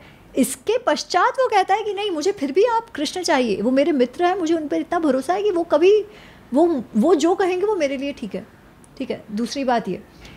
तीसरी बात, the humility. Now Arjun is such a big warrior, right, such a well known warrior, सब जानते हैं कि अर्जुन क्या है, उसने इतनी बार पराक्रम दिखा चुका है। वो ऐसा नहीं है कि सिर्फ बकवास कर रहा है या ब्रैग कर रहा है, he has shown it in his action, right. फिर भी व्हेन ही इज कंफ्यूज्ड, और वो गीता की जब शुरुआत होती है तो वो पहले तो बहुत कंफ्यूज है, वो कहता है नहीं मुझे तो लड़ना नहीं है, ये सब गलत है, ये गलत है, मैं लड़ ही नहीं सकता, मैं नहीं लड़ूंगा, न योद्ध से, मैं नहीं, गोविंद न योद्ध से, हे गोविंद मैं लड़ाई नहीं करने वाला, मुझसे लड़ाई नहीं होगी। उस समय सबसे पहले तो किस तरीके से बोलते हैं कृष्ण, वो हंसने लगते हैं, उनको लगता है अच्छा ऐवे ही होगा, और वो कहते हैं कि अरे क्या अशोचान अन्वशोच से प्रज्ञावादाश्च भाष्य से, कि ऐसे जो जिस पर शोक नहीं मनाना चाहिए उसमें तुम शोक मना रहे हो और खुद को बहुत शाणे समझ रहे हो, literally this is what he is saying. ठीक है, फिर भी कृष्ण अर्जुन कैसे मेरे को बोल दिया, मेरे को ऐसे ऐसे टॉन्ट कैसे मार दिया, ये नहीं कह रहा, ऐसे भी कह रहे हैं कि क्लेबियम मास मगम तू नपुसंक गिरी मत कर, तभी भी वो कुछ नहीं बोल रहा, वो सुन रहा है। वो इनफैक्ट क्या कह रहा है कि मैं इतना कंफ्यूज्ड हूँ, शिष्यस्ते हम, तुम्हारा मैं शिष्य हूँ। वो सेम ही उम्र के थे, फिर भी वो कहता है कि नहीं मैं शिष्य की तरह आपके पास आया हूँ, मुझे आप गाइड करिए। You see the level of humility in this person. उसमें अहंकार नहीं है, अहंकार भी है जो क्षत्रियों में होता है वो है, परंतु जहाँ क्षत्रिय में अहंकार होता है, मतलब कि एक डिग्री ऑफ अहंकार चाहिए क्षत्रिय बनने के लिए इस कॉन्टेक्स्ट में। प्राइड ये है कि भाई यू नो थोड़ा सा अपना सेल्फ रिस्पेक्ट, आप सेल्फ रिस्पेक्ट अहंकार के बीच की लाइन बहुत छोटी होती है ना, तो वो सेल्फ रिस्पेक्ट तो होना चाहिए, वो है ही कि कोई भी गाली दे दो चला लो, ऐसे नहीं, परंतु जहाँ ह्यूमिलिटी होनी चाहिए, जो आपसे उम्र में तो कृष्ण इतने बड़े नहीं है पर बुद्धि में है, बुद्धि वृद्ध जिसकी हम बात करते हैं ना, वो है। तो वो जब है तब he is humble enough eight that point कि भाई मैं कितना ही बड़ा धनुर्धर क्यों ना हूँ, इस समय I am confuse, so I come to you as a shishya. इसके सामने अगर कर्ण को देखो तो उसको कोई कुछ अच्छी बात भी कहे ना तो इट बी लाइक मेरे को कैसे बता दिया, मैं तो इतना महान, right, he is always bragging, so that is the difference. अच्छा, उसके अलावा आगे चल के भी एक आध वो प्रसंग है जब वो अर्जुन ने कोई वो प्रतिज्ञा ले ली कि मैं जरासंध को मार दूंगा, है ना, या वो जब युधिष्ठिर के साथ एक प्रसंग कुछ तो आता है, तो कहते नहीं मैंने तो प्रतिज्ञा ले ली, तभी भी कृष्ण कहते तू कितना बेवकूफ़ है, लिटरली कृष्ण मूर्ख्यात बाले नहीं, वैसे ऐसे शब्द उनके साथ उसके साथ बोलते हैं कि तू कैसे गधे जैसे बिहेव कर रहा है, बच्चों जैसे बिहेव कर रहा है, फिर भी वो सुनता है। कृष्ण ऐसा नहीं है कि हमेशा उसको चढ़ाते रहते हैं, नहीं, वो उसको दिखाते हैं कि तू क्या गलत कर रहा है, फिर भी वो सुनकर लेता है। That is the kind of humility he has, right. Similarly जब वो इंद्र के पास जाते हैं, वो जो कथा है कि सारे अस्त्र कलेक्ट कर रहे हैं before the war happens, right, क्योंकि वो वॉर होने वाला होता है, उसके पहले जो अस्त्र कलेक्ट करने जाते हैं, तो उस समय भी वो जिस तरीके से वहाँ 5 साल रह के कमिटेड होकर ये पूरा गंधर्व विद्या सीख लेते हैं, नाच गाना सीख लेते हैं, to the extent can he can actually teach. You see the kind of commitment this man has, he is committed, he is dedicated, he has a very high EQ, he is humble, क्यों किसी को पसंद नहीं आएंगे यार, right? And of course he was very handsome and very good looking also. Yeah, allegedly. We don't know. Yeah, well, okay, that's what they claim, but हाँ, तो that makes, wow. So मेरे को सिर्फ ये मन में एक सवाल आता है, मैं मतलब for the sake of not using unparliamentary language, चलो हम मान गए कि युधिष्ठिर जी धर्मराज है, भीम जी माइटी हैं। हाँ, एक्चुअली धर्मराज की मैं और बात कह दूँ, ठीक है, तो धर्मराज क्यों है, जो हम लोग उनकी बात समझ नहीं पाते ना, वो ये है कि हमको लगता है अरे क्या वो मान बोल सेकंड बार भी द्यूत खेल दिया, फिर बोले वनवास चले जाओ तो वनवास चले गए, वहाँ पर भी ये लोग तो सारे बोल रहे हैं भीम वो लोग कि अरे चलो हम जाके लड़ाई करते, तो बोल रहे नहीं लड़ाई नहीं करूँगा, ये सब क्या बकवास है ना, क्षत्रिय थे कर डालो। यही वो क्यों नहीं कर रहे, वो एक्चुअली वो स्वयं युधिष्ठिर बताते हैं, to be Yudhishthir is actually not at all easy, to be a king and to be a king like Yudhishthir is not at all easy, क्योंकि हम सब impulsively काम करते हैं, to hold our impulses back and to say कि नहीं यार सिर्फ ये शॉर्ट टर्म ग्रेटिफिकेशन के लिए मैं कर रहा हूँ, या मुझे ऐसा बर्ताव, या ये लॉन्ग टर्म के लिए अच्छा होगा, वो सोच पाना और वो पेशेंस रखना, वो धैर्य रखना बहुत बड़ी बात है। That's the difference between a king and a warrior, because a warrior will act on his impulse. Frankly, everybody should be Dhairyasheel, right? Impulsively किसी को भी नहीं बिहेव करना चाहिए आइडियली, बट सब में वो होता नहीं है। हम सब ज़्यादातर शॉर्ट टर्म ग्रेटिफिकेशंस को बहुत आसानी से हम उसमें आ जाते हैं, है ना। मुझे मालूम है, जैसे सिंपल थिंग कि मुझे मालूम है यार मुझे जो मिठाई है वो नहीं खानी चाहिए, पर इम्पल्स क्या है मेरा कि मुझे मेरी जीभ को पसंद है, खा लो, है ना। बट टू से कि नहीं यार वो मैं नहीं खाऊंगी, ऑफकोर्स ये तो छोटी बात है, बट वो धैर्य होना इज़ नॉट ईजी, और धर्मराज में वो था। अच्छा, जब वो लोग वनवास में जाते हैं और भीम वो लोग तो कितनी बार उकसाते हैं कि अरे भाई ये क्या है, आप क्या बैठे हो, हमको जाना चाहिए, लड़ना चाहिए, तो वो कहते हैं कि तुम्हारी बात मैं मेरे से गलती हुई है, वहाँ पर जो भी हुआ वो सब एक बात है, तो तुम जो कहोगे मुझे मैं वो सुनकर लूँगा, पर एक बात समझो कि हम जिस परिस्थिति में अभी हैं, हमने राजसूय यज्ञ अभी किया, ठीक है, राजसूय यज्ञ में उन्होंने काफ़ी सारे राजाओं को हराया था, है ना। तो इसे अगर आज के दिन में युद्ध होता है तो ये सारे राजा हमारे साथ नहीं होने वाले, वो लोग हमारे एनिमी के साथ जाने वाले हैं, जिसको हम अभी हरा के आए हैं, पहली बात। दूसरी बात, ये भीष्म, द्रोणाचार्य, ये सब जो है, भले उनकी सिंपैथी हमारे साथ है, लड़ाई के समय वो लोग भी हमारे साथ नहीं आने वाले होंगे। तो अगर हमें लड़ना है तो हमें जीतने के लिए लड़ना है, केवल दिखावे के लिए नहीं लड़ना है। तो we have to first strengthen ourselves, right? So he says सुमंत्रिते सुविक्रांते सुकृते, सोच समझकर अच्छे से प्रिपेयर कर कर हमको युद्ध के लिए जाना है। और इसलिए वो जो ये अर्जुन को ये सारे अस्त्र लाने के लिए, अस्त्र शस्त्र लाने के लिए, ही is the one who says. Of course इसमें ऐसी बात आती है कि वेदव्यास जो है वो he also advises, but he is the one who says नहीं, this is the right time, Arjun को जाके प्रिपेयर करना चाहिए। ठीक है, फिर वो अस्त्र वस्त्र लेकर आते हैं। फिर उसके बाद जब नेगोशिएशन शुरू होते हैं तब वापस संजय आके कहते हैं कि अरे, धृतराष्ट्र उनको भेजते हैं कि अरे आप तो कुटुंब धर्म निभाओ, आप तो जानते हो कि भाई भाई हैं, कुछ मत करो ऐसा सारी। तब युधिष्ठिर कहते हैं कि there is a limit to it all. Of course वो इस भाषा में नहीं कहते हैं, पर वो कहता है क्षमाय च समराय च अहम स्थितो अस्मि, कि मैं शांति के लिए भी तैयार हूँ और मैं युद्ध के लिए भी तैयार हूँ, पर युद्ध बट शांति कब होगी? जब आप इंद्रप्रस्थ मुझे लौटाओगे, उसके अलावा नहीं। Of course they still say कि 5 गाँव ही दे दो, बट जब वो भी नहीं होता है तो इज लाइक नहीं, बियॉन्ड अ पॉइंट आप नहीं कर सकते। तो ये जो धर्म संकट घड़ी घड़ी अर्जुन को आते हैं ना, वो उनको नहीं आते। He is very clear, once the war starts, Arjun तो तब भी मैं लड़ूँ कि ना लड़ूँ, अरे भीष्म को मारूँ कि ना मारूँ, अरे जयद्रथ ने ऐसे किया तो मैं इम्पल्सिव हो गया। तो because he has more emotions that way and more impulses which have to be kept in check. Yudhishthir doesn't have any of these. जब उसको उनको कहा जाता है कि अरे वो नरोवा कुंजरोवा कह दो आप, कि हाथी या अश्वत्थामा के बारे में, वो ऐसे बड़े धर्म संकट में या उनको समझाने करने की आवश्यकता नहीं हुई। He realized that he should do that at that point. It was important. Faith in Yudhishthir restored permanently. So it's not easy to be Yudhishthir, and that is why to have that kind of dhairya is important, and that is why he's Dharmaraj. Of course, there are many such incidents, but just giving. कितना मेरे को फ्रैगमेंटरी oral culture के माध्यम से ना बड़ा एक non likeable character लगता था, जो वो चेंज हो गया। हाँ. इसी कॉन्वर्सेशन के बाद। अच्छा, मैं ये कह रहा था, अब चलो 3 पांडव हमने मान लिए, एक भाई धनुर्धर हो गया, एक बलशाली हो गया, एक धर्मराज, बाकी दोनों का क्या किस्सा है? उनका ना जिक्र होता है और उनको नाम भी साथ में ही लिया जाता है। ये क्या 1+1 पैकेज है? उनके बारे में कुछ भी अच्छा रिडीमिंग नहीं है। वो छोटे भाई हैं, क्या चल रहा है? वो लोग एक तो ट्विंस पैदा हुए हैं, है ना, सो दे आर ऑलवेज टुगेदर, ये बात है। पर उनका very very true कि they are not subservient is the wrong word, sorry, कि उनको उनके कैरेक्टर को इतना लाइमलाइट नहीं मिलता जितना औरों को मिलता है। It's not very well defined. उन पे कहानियाँ भी नहीं ज़्यादा, इन पे कहानियाँ नहीं है, बिकॉज वो लोग का जो रोल है ना, वो बड़े भाइयों के सपोर्ट में रहा है। जो भी कुछ उन्होंने कभी भी बड़े भाइयों को छोड़ा नहीं है। अच्छा, आप सोचो, वैसे देखा जाए तो वो लोग तो सौतेली माँ के पुत्र थे। Correct. They could have said कि अरे आप लोग जंगल में जाओ, हम नहीं जा रहे, बट नहीं, वो डेडिकेशन उनका टूवर्ड्स उनके बड़े भाई यार इज़ इतना स्ट्रॉन्ग, टूवर्ड्स कुंती इज़ इतना स्ट्रॉन्ग कि वो हमेशा साथ ही रहे, है ना। अच्छा, वो लोग भी तो अच्छे वॉरियर्स हैं, ऐसा नहीं है कि वो लोग नहीं है। तो युद्ध की जब बात आती है तब उनका भी आता है कि किसने किसको हराया, वो डिटेल्स में वो सब भी आता है। उनके अपने अपने रूल्स, अपने अपने रोल्स थे। जब वो युधिष्ठिर राजा बनते हैं तब उन सबका भी अपना अपना रोल है। So they are playing those roles. जब वो राजसूय यज्ञ होता है तब चारों भाई जाते हैं ना लड़ने। भीम जाते हैं ईस्ट, अर्जुन जाते हैं नॉर्थ, वेस्ट जो साउथ सहदेव और नकुल जाते हैं। तो वो वहाँ पर क्या लड़ते हैं ये भी बताया हुआ है, पर ये सारे डिटेल्स में है, things which generally don't get spoken of जब हम की एसेंस स्टोरी की बात करते हैं। Correct. But they have played their role. अगर वो लोग नहीं होते तो राजसूय में जो इतना स्ट्रेंथ उनका होता या जो पराक्रम उन्होंने भी दिखाया वो नहीं होता, तो ऑफकोर्स जो आज वो पांडव है वो नहीं होते। ये बात भी है। भीम के कैरेक्टर के बारे में अगर बात करें, मैंने ना बचपन में एक जैसे 101 मिथोलॉजिकल टेल्स की वो सस्ती वाली किताबें आती हैं ना, मेरे घर में बहुत सारी पड़ी हुई थी, तो मैं उन्हें पढ़ता रहता था। और मेरे को पता नहीं था कि एक तो हो गई Mahabharat, the main the story of the events as it took place, एक हो गया उसका, फिर प्रोलॉग एपिलॉग हो गया, ठीक है।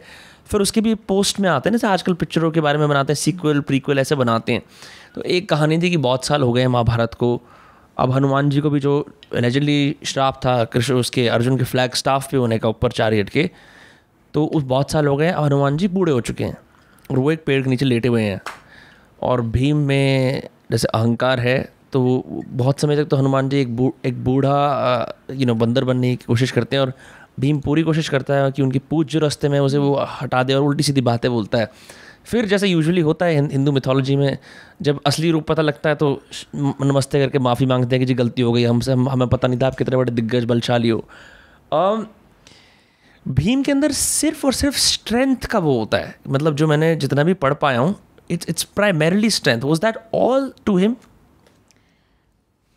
Bhim is a lot about strength, for sure. He's one of the physically strongest characters in Mahabharata, amongst the strongest. ठीक है, ये बात तो है ही. He's also more emotional and impulsive. ये बात भी है. क्योंकि उसने जो वो लहू वाली बात बोली थी, अकेले ही लहू पीने वाली, हाँ. गुस्सा है उनमें ज़्यादा, ठीक है.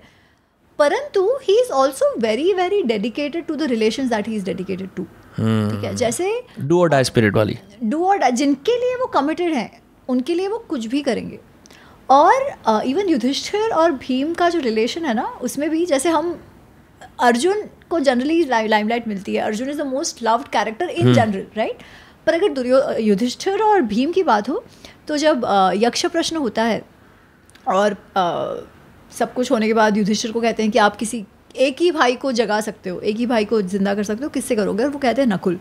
पर तब यक्ष कहते हैं कि अरे अर्जुन आपके लिए युद्ध में सबसे ज़्यादा काम में आता. तो स्ट्रेटेजिकली सोचो थोड़ा, युधिष्ठिर क्या कर रहे हो. हाँ. भीम के लिए वो बोलते हैं वो तो तुम्हारे सबसे लाडले भाई हैं, you love him the most, उसको क्यों नहीं कर रहे. ठीक है, तो वो he was amongst the favourite brothers of Yudhishthira. तो आप सोचो, क्योंकि वो भीम गाली भले ही कितनी दे, गाली तो खैर नॉट गाली बट गुस्सा भले कर ले युधिष्ठिर पर, कहे कि नहीं मैं तुम्हारे हाथ भी जला दूंगा, यहाँ तक वो कहता है कि जब वो द्रौपदी को दांव पे लगाते हैं. ठीक है, परंतु फिर भी जो डेडिकेशन है वो तो है. भाई की बात मानना है तो है ना. वो सॉरी, आपने बात कह रहे हो, मेरे को सडनली ना एसीबी प्रद्युमन युधिष्ठिर दिख रहा है और दया मेरे को भीम दिख रहा है और अभिजीत मेरे को अर्जुन दिख रहा है. मेरे मन से वो जा गया, मैं मेंटली में जा गई. I had to share. हाँ, वो दरवाजा एग्जैक्टली. हाँ, तो वो भी है वो डेडिकेशन. इवन वो द्रौपदी वाली बात है, तो द्रौपदी ने कह दिया कि मार कर आओ, तो फिर मारना है. द्रौपदी ने कहा कि मुझे वो नील कमल ला कर दो, तो कुछ भी हो जाए मैं नील कमल ला कर दूंगा. ठीक है, तो ये डेडिकेशन, ये कमिटमेंट, कुंती के लिए इतना प्यार, ठीक है, कि वो तो है ही, मतलब और अगर कहा है तो वो करना भी है. जैसे कुंती ने कहा कि वो एक चक्र नगर में वो जो राक्षस है वो सबको खाता है, तो तुम जाओ, अपने होस्ट हैं जो वो अतिथि, हम जिनके यहाँ आतिथ्य पाए हैं उनकी जान खतरे में है, उनका जीवन खतरे में है, तो तुम जाओ. तो वो भी वो करते हैं, है ना, कि literally she was throwing him to death, right. Of course माँ है तो जानती थी कि अपना पुत्र कितना शक्तिशाली है, बट स्टिल राइट, वो उनको भेजे कि नहीं, वो रिस्क तो था ही, पर कहा है तो जाना है, और जाना है, मार के भी आना है, वो सब भी ठीक है. प्लस डेडिकेशन इतना. हिडिम्बा जब कहती है कि भाई मेरा तो इन पे क्रश आ गया है, हाँ, तब वो स्वयं डिसाइड नहीं करते कि अरे नहीं आ गया तो चलो कट लो. नहीं, वो कहते हैं कि मैं कुछ नहीं डिसाइड कर सकता, तुम मेरी माँ से पूछो, तुम माँ और भाई से पूछो. फिर जब वो मानते हैं तो ही लाइक चलो ठीक है. कैसे टॉम बॉय वाली इमेज बन के आ रही है इस पूरे उससे. टॉम बॉय है ना, लाइक वो एग्रेसिव बलशाली टॉम बॉय टाइप का, कि हर चीज़ में बलशाली, लेकिन ऐसे रोमांटिक मैटर नहीं आप देख लो. हाँ, रोमांटिक भी है. हाँ, तो वो भी है. द्रौपदी, वो जो ये होती है कि द्रौपदी उनके सामने जो प्यार से देखती है तो वो उनमें जो जुस्सा भर जाता है. तो ये भी कुछ ही है कि जब वो लड़ाई कर रहे हैं और द्रौपदी उनकी तरफ देख रही होती है प्यार से, तो इसलिए अरे अब तो मैं दिखा दूंगा. तो वो भी बात है. ऑल्सो भीम के साथ हमेशा केवल गदा जोड़ी जाती है कि अरे सिर्फ गदा से ये करते थे. I think Arjun of course is one of the greatest warriors in the war, but Bhim is no less. जितने लोगों को शायद भीम ने स्वर्ग पहुंचाया है युद्ध में, उतने तो शायद अर्जुन ने भी नहीं पहुंचाया. And he is also very capable with dhanush से भी वो उतने ही अच्छे हैं, केवल गदा से. अस्त्र विद्या में शायद वो ज्यादा जनरलिस्ट टाइप के हैं, जैसे Arjun is a specialist in that only. He is also गदा में specialist, but others also he knows and he is fought as well. और अच्छों को हराया भी है, सब कुछ किया है. ठीक है, तो he is an excellent warrior in category of Arjun, मतलब एटलीस्ट उस वॉर में. तो प्लस नो कन्फ्यूजन, दिमाग में वो धर्म संकट वाली बात नहीं है, क्योंकि अब गए हैं तो जीतना है तो जीतना है. ठीक है. अच्छा, अब ऐसा भी नहीं है कि ह्यूमन एस्पेक्ट नहीं है. तो जब युद्ध की बात आती है, ठीक है, कि अच्छा अब युद्ध होना है तो नेगोशिएट करना चाहिए या नहीं, क्योंकि युद्ध जो है, युद्ध ऐसे कोई बच्चों का खेल नहीं है. उसमें जो नुकसान होगा वो परमानेंट लाइफ लॉन्ग होगा. हाँ, और ऐसा नहीं है कि सामने वाले का ही होगा. You have no handle over आपके साइड भी क्या होगा. Correct. आपके कैसे कितने. That is why war is costly, not just financially but every other way. Every way it is costly, right? Nobody comes out a victor in a war.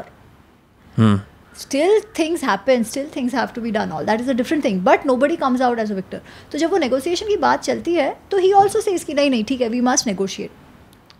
war shouldn't be the first resort. Despite his love for doing मतलब Despite his aggression, despite his anger against those guys, despite the pratigyas that he has taken, he also says, बाकी सब तो कहते ही हैं कि नहीं हम एक बार बात तो कर ले, अगर वो इसके बिना ही इंद्रप्रस्थ दे दे तो, बट he also says कि नहीं ठीक है, बात तो कर लेते हैं, और वो 5 villages दे दें, 5 गांव दे दें तो मान भी जाने को he is also ready. तो वो एस्पेक्ट भी है, ऐसा नहीं है कि केवल अब खून खराबा ही चाहिए, केवल लहू लुहान कर देना है और केवल लड़ाई करना, ऐसा नहीं है. इसीलिए तो जो युवराज, जब युधिष्ठिर जब राजा बनते हैं तो युवराज पर भीम की नियुक्ति होती है ना. Of course he is the second eldest, वो भी एक बात है, पर वो समझ भी है कि किस समय क्या करना चाहिए. ऑफकोर्स इम्पल्स है, बट ये भी है, वही धर्म संकट नहीं है. Once the war has started then you have to do everything to make it happen. Right. आप पीस टाइम वाले प्रिंसिपल अप्लाई नहीं कर सकते, वॉर के अंदर एवरीथिंग गोज.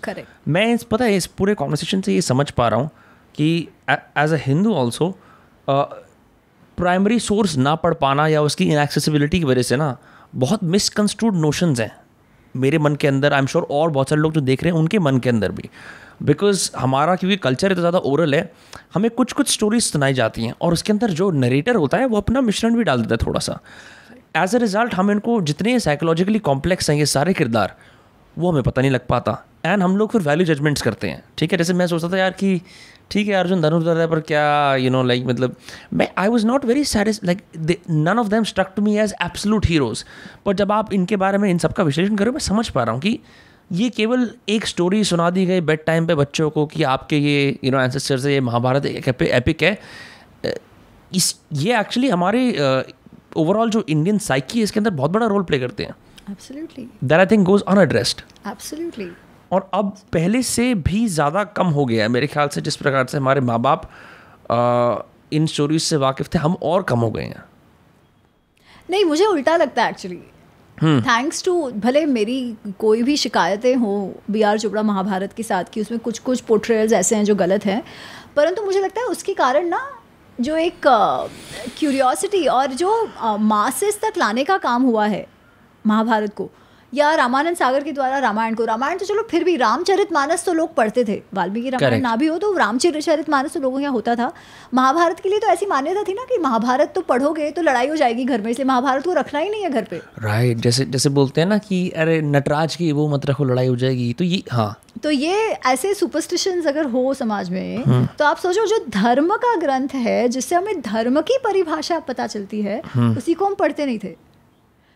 तो समवेयर B.R. चोपड़ा जी ने बहुत ही बड़ा सेवा कार्य किया है, एटलीस्ट उसे लाया तो सही. और क्योंकि वो लाए तो बहुत सारे लोगों को क्यूरियोसिटी तो हुई, जिसमें से मैं भी एक हूँ कि भाई है क्या, पता तो चले, है ना? या एटलीस्ट चलो कुछ पोर्ट्रेयल्स गलत भी हो तो महाभारत की कथा क्या है वो तो पता चली, the main at least some part of it.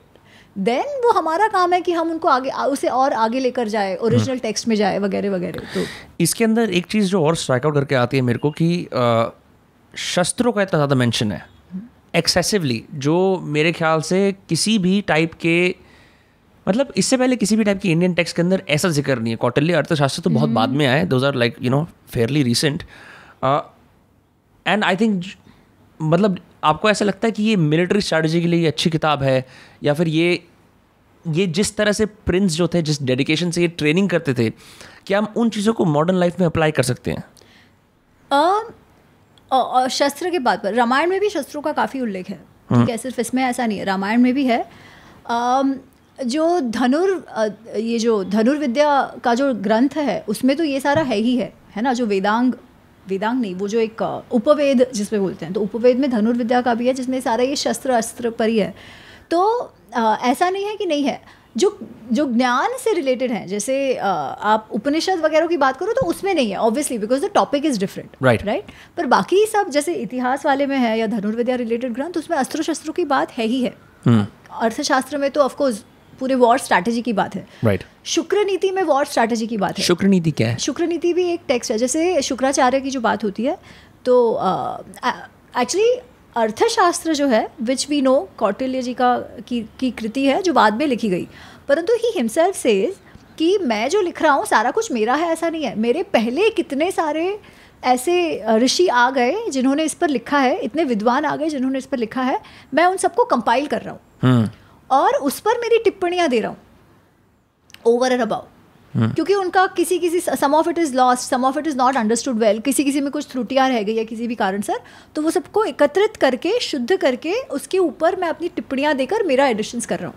तो ही सेइंग दैट. तो ये जो शुक्र नीति वगैरह जो है ना, ये उनके पहले की टेक्स्ट है. तो बहुत सारी जो वॉर स्ट्रैटेजीज पे, पॉलिटिकल एडमिनिस्ट्रेशन, इन पे सारी जो बात होती है, पॉलिटिक्स ये वगैरह, तो वो इनके इसके पहले भी आई है और उन सब में ये सब उल्लेख भी आता है. Just that we don't know enough. That's, हाँ सॉरी प्लीज आप बोलो. उस तो आप वो एक प्रश्न, एक बात हुई. दूसरा बात आपने कहा कि हमारे जीवन में कुछ सीखने जैसा है क्या, राइट? आप देखो, जो भी व्यक्ति इतिहास में या उसके बाहर जो भी सक्सेसफुल हुए हैं, ठीक है, for that matter even Duryodhana, Karna are great warriors. उन्होंने जो भी कुछ सीखा है अभ्यास अभ्यास अभ्यास से सीखा है. तो there is no shortcut to becoming an expert at anything we do, right? एक तो वृत्ति है कि उसको अच्छे काम में लगाओ, बुरे काम में लगाओ, वो तो अलग चीज़ है. बट जस्ट द स्किल, वो स्किल के लिए तो आपको डेडिकेशन दिखाना ही पड़ेगा, वन माइंडेड फोकस दिखाना ही पड़ेगा, प्रैक्टिस प्रैक्टिस प्रैक्टिस करते ही रहना पड़ेगा. इसीलिए योग के लिए और एक शब्द है, योग का एक और डेफिनेशन है, योगः कर्मसु कौशलम. और इतिहास से भी हम वही देखते हैं, they are all experts, right? फिर हम श्री राम की बात करें, एक्सपर्ट वॉरियर, एक्सपर्ट. उनके जैसा, उनका जो रामायण में जो कुछ डिस्क्रिप्शंस आते हैं, the way Shri Ram fights, generally हम उनको वॉरियर के रूप में कम देखते हैं, जबकि गीता में कहा गया है कि अगर शस्त्रभृताम, जो वॉरियर्स हैं जो शस्त्र उठा के हैं, उसमें मैं राम हूँ, ऐसा कृष्ण कहते हैं. Also the highest, the best amongst the human warriors, right? कि वो ऐसे हैं, तो हम उनको देखते नहीं, बट उसका जो डिस्क्रिप्शन रामायण में आता है, beautiful. To reach that level of excellence, dedication, commitment, practice, there is just no other way. So as I was saying, right, कि whenever I'm watching the Mahabharata, no matter what, I'm always moved to tears, and I don't usually share this experience, but I've always been interested in religious stories, but I had no idea कि किस extent पे अपने सब continent की कहानी अपनी भाषा में सुन के उसको हृदय में उतार लेने से ये इम्पैक्ट होता है. तो आई एम होपिंग कि जब लोग ये पॉडकास्ट देखेंगे, they are able to at least find something, any story. मैं ये नहीं कह रहा कि उनको ज़रूरत है पूरी की पूरी रामायण देखने की, पूरी महाभारत पढ़ने की. Any story, any god, any act that allows them to go deeper into their culture. नहीं, ये बात तो है ही ना, बिकॉज अपनी भाषा की तो एक बात है, बट कहीं ना कहीं हम सब वो जो गुण है ना, जो संस्कृति की हम बात करते हैं, हाँ. तो वो संस्कृति doesn't just end in one generation. That is why it is संस्कृति. Over time ये कुछ गुण जो है, कुछ स्वभाव जो है, कुछ इमोशंस जो है, वो एक समाज में बनते जाते हैं, and we are a product of that, right? भले ही हम कितने ही मॉडर्न एजुकेशन के हो जाए, ये हो जाए, वो हो जाए, एक जो भारतीय वे ऑफ थॉट है, या भारतीय ये आजकल इंग्लिश ऐसे इंडिक बोलते हैं. अच्छा, आप ये देखो कि हम यहाँ पे बड़े हुए हैं, भारत में बड़े हुए हैं. देयर माइट बी इंडियंस जो सेकंड थर्ड जनरेशन अफ्रीका में बड़े हुए, करेक्ट, यूएस में बड़े हुए, ठीक है, ये सब हुआ होगा. फिर भी certain things that we do, only we do, जैसे the comfort with chaos. Oh yes, 100%. पर वो वहाँ पर भी अगर बड़े हुए हों तो it doesn't matter, we still have comfort with chaos, right? The kind of food we like, वो वहाँ पर भी बड़े हुए हों तो भी खाना अपने जैसे ही खाते हैं, right. भाषा अलग बोले, right? To be able to relate to some of these things, for example कि अच्छा इतने सारे भगवान हैं, we grow up with that, कि हमको कभी ये आश्चर्य नहीं होता कि अच्छा गणपति को भी मान रहे हैं, कृष्ण को भी मान रहे हैं, शिव को भी मान रहे हैं, एक ही परिवार में अलग अलग है. आई माइट फील लाइक अरे मेरे लिए तो कृष्ण सब कुछ है, माई भाई विल बी अ शिव भक्त, है ना? जब मंदिर जाते दिखता है, I am always like going to the Shiva वाला and someone else goes to Ram. It's very interesting. Exactly, और this is so natural and normal for us, हाँ. राइट? पर जब कोई बाहर वाला देखता है, उसको लगता है अरे बाबा क्या है ये, they get completely confuse, right? They just don't get it कि ये क्या है. they don't get the fact कि somebody who calls himself or herself an atheist can still be a Hindu. Correct. उनको समझ ही नहीं आता है, है ना? This is as true here as it is anywhere else. तो वो जो continuation of understanding of value systems of culture, this is what makes culture. over generations, right? तो वो तो है ही. So even when we see Ramayana, Mahabharata, that attachment is going to be there because the way we understand it, the story of our ancestors is just something else, right? So I completely understand what you mean. Jordan Peterson एक बात कहते हैं, rescue your father from the belly of the beast, which is an idea कि rescue your culture from where you have lost you. वो cobwebs में dungeons में पड़ा हुआ है, उसको इजाद करके लाओ. मैं ये सोचता हूँ, मैंने ज़िंदगी में बहुत सारी सेल्फ हेल्प की किताबें पढ़ी है, नॉन फिक्शन पढ़ी है, like seen life coaches and all. There is something deeper about the stories that have remained for thousands of years that if you follow them, they will have a better impact on you. Once you understand what is your cultural place in this world, आपके origin क्या हैं, चाहे आप Indian हो, चाहे आप third generation removed हो, fourth generation removed हो, तो उसको नीडलेसली और केयरलेसली कि यार ये तो हिंदुज़म ऐसे ऐसे कर देना has serious ramifications for the sort of people we will become or the sort our future generations will become.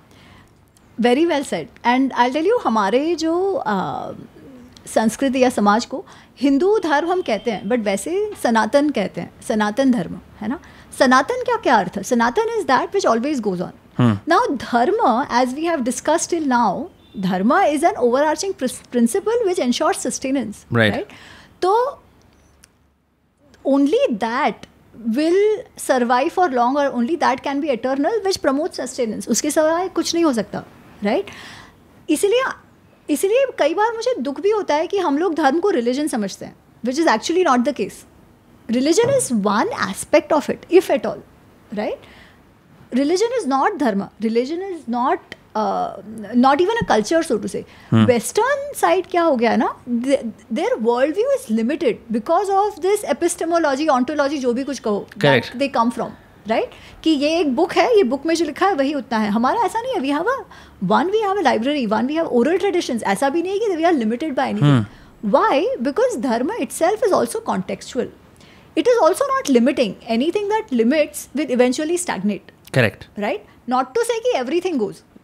If culture limits, it becomes oppressive and then someone breaks it and then a new cycle emerges, right? And dharma by itself is open to change and evolution, right? Because eventually आपको sustenance की बात करनी है. Now that larger understanding, तो आज हम लोग बहुत खुश होते हैं कि अरे हम sustainability करते हैं और हमको लगता है कि ये तो नया concept है. नहीं, वो तो हमारा है. And इसीलिए आप देखो, the more people are now understanding कि हमारे शास्त्रों में क्या है, people are accepting it, right? Because it is not limited by any religion, it is not limited by any belief system. Yoga is as powerful as an Indian doing it, as a Westerner doing it. दिमाग खुलता है उससे, right? Ayurveda helps an Indian as much as it helps everybody else. It does not otherify anybody. कि ये हम और हम ये वो, ऐसा नहीं है, right? It is not limited to anything. Even दर्शन, हम philosophies की भी बात करें, हमारे जो है believers versus non-believers, ऐसा नहीं है. You take what you want. Right. Plus ऐसा भी नहीं है कि you can't question it, because आप क्वेश्चन नहीं करोगे तो आपकी ओवरऑल कलेक्टिव अंडरस्टैंडिंग नहीं बढ़ेगी, right? So you are also allowed to question, you are also allowed to fall. Eventually what has still survived is what we call Sanatan, in spite of all the questioning. So जो आपने कहा कि people dismiss it saying that अरे ये Hinduism जो भी religion है, there are people like that, but what really makes me happy is that कि आज का जो युवा है, they are actually questioning, asking कि हम है क्या, हम ऐसे क्यों हैं, कि क्यों मैं रामायण महाभारत के साथ अभी भी कनेक्ट कर सकता हूँ, जैसे आपने पूछा, है ना. And we are exploring ourselves in our identity and it's taking us, I wouldn't even say back, I would just say it is enrooting us more into our Sanatan. And it's important, no? Because in order to even like stand at a global forum, you should know where you're coming from. Exactly. मतलब सिर्फ ये नहीं कर सकते ना कि हम Indians हैं, हम मैथ्स में अच्छे हैं, ये ऐसे कुछ है, ये तो सिर्फ वर्ल्डली चीज़ें हो गई, right? So the spiritual origin of who we are should be known. Ami, thank you so much for doing this. It's been a blast having you on here. I really mean it. Agar if you were not putting your thoughts out through this book that people can buy on Amazon and other places, it's called Mahabharata Unraveled, Lesser Known Facets of a Well-Known History by Ami Ganatra. Bloomsbury ये किताब है. If you were not putting your thoughts out on the internet, I don't think हम ये conversation कर पाते. So thank you for like becoming the voice for a lot of these things. Krishna कृपा, I always believe that. Fantastic. Krishna निमित्त बनाते हैं, जैसे वो अर्जुन को भी कहते हैं कि निमित्त मात्र भव, हम अपना काम करते हैं, जैसे आप भी कर रहे हो, है ना. You are amplifying the voices, so all the very best to you. शुभमस्तु. बहुत बढ़िया. चलो, we'll see you guys next Tuesday and Friday and you can buy her book. Bye bye. Take care. Thank you so much.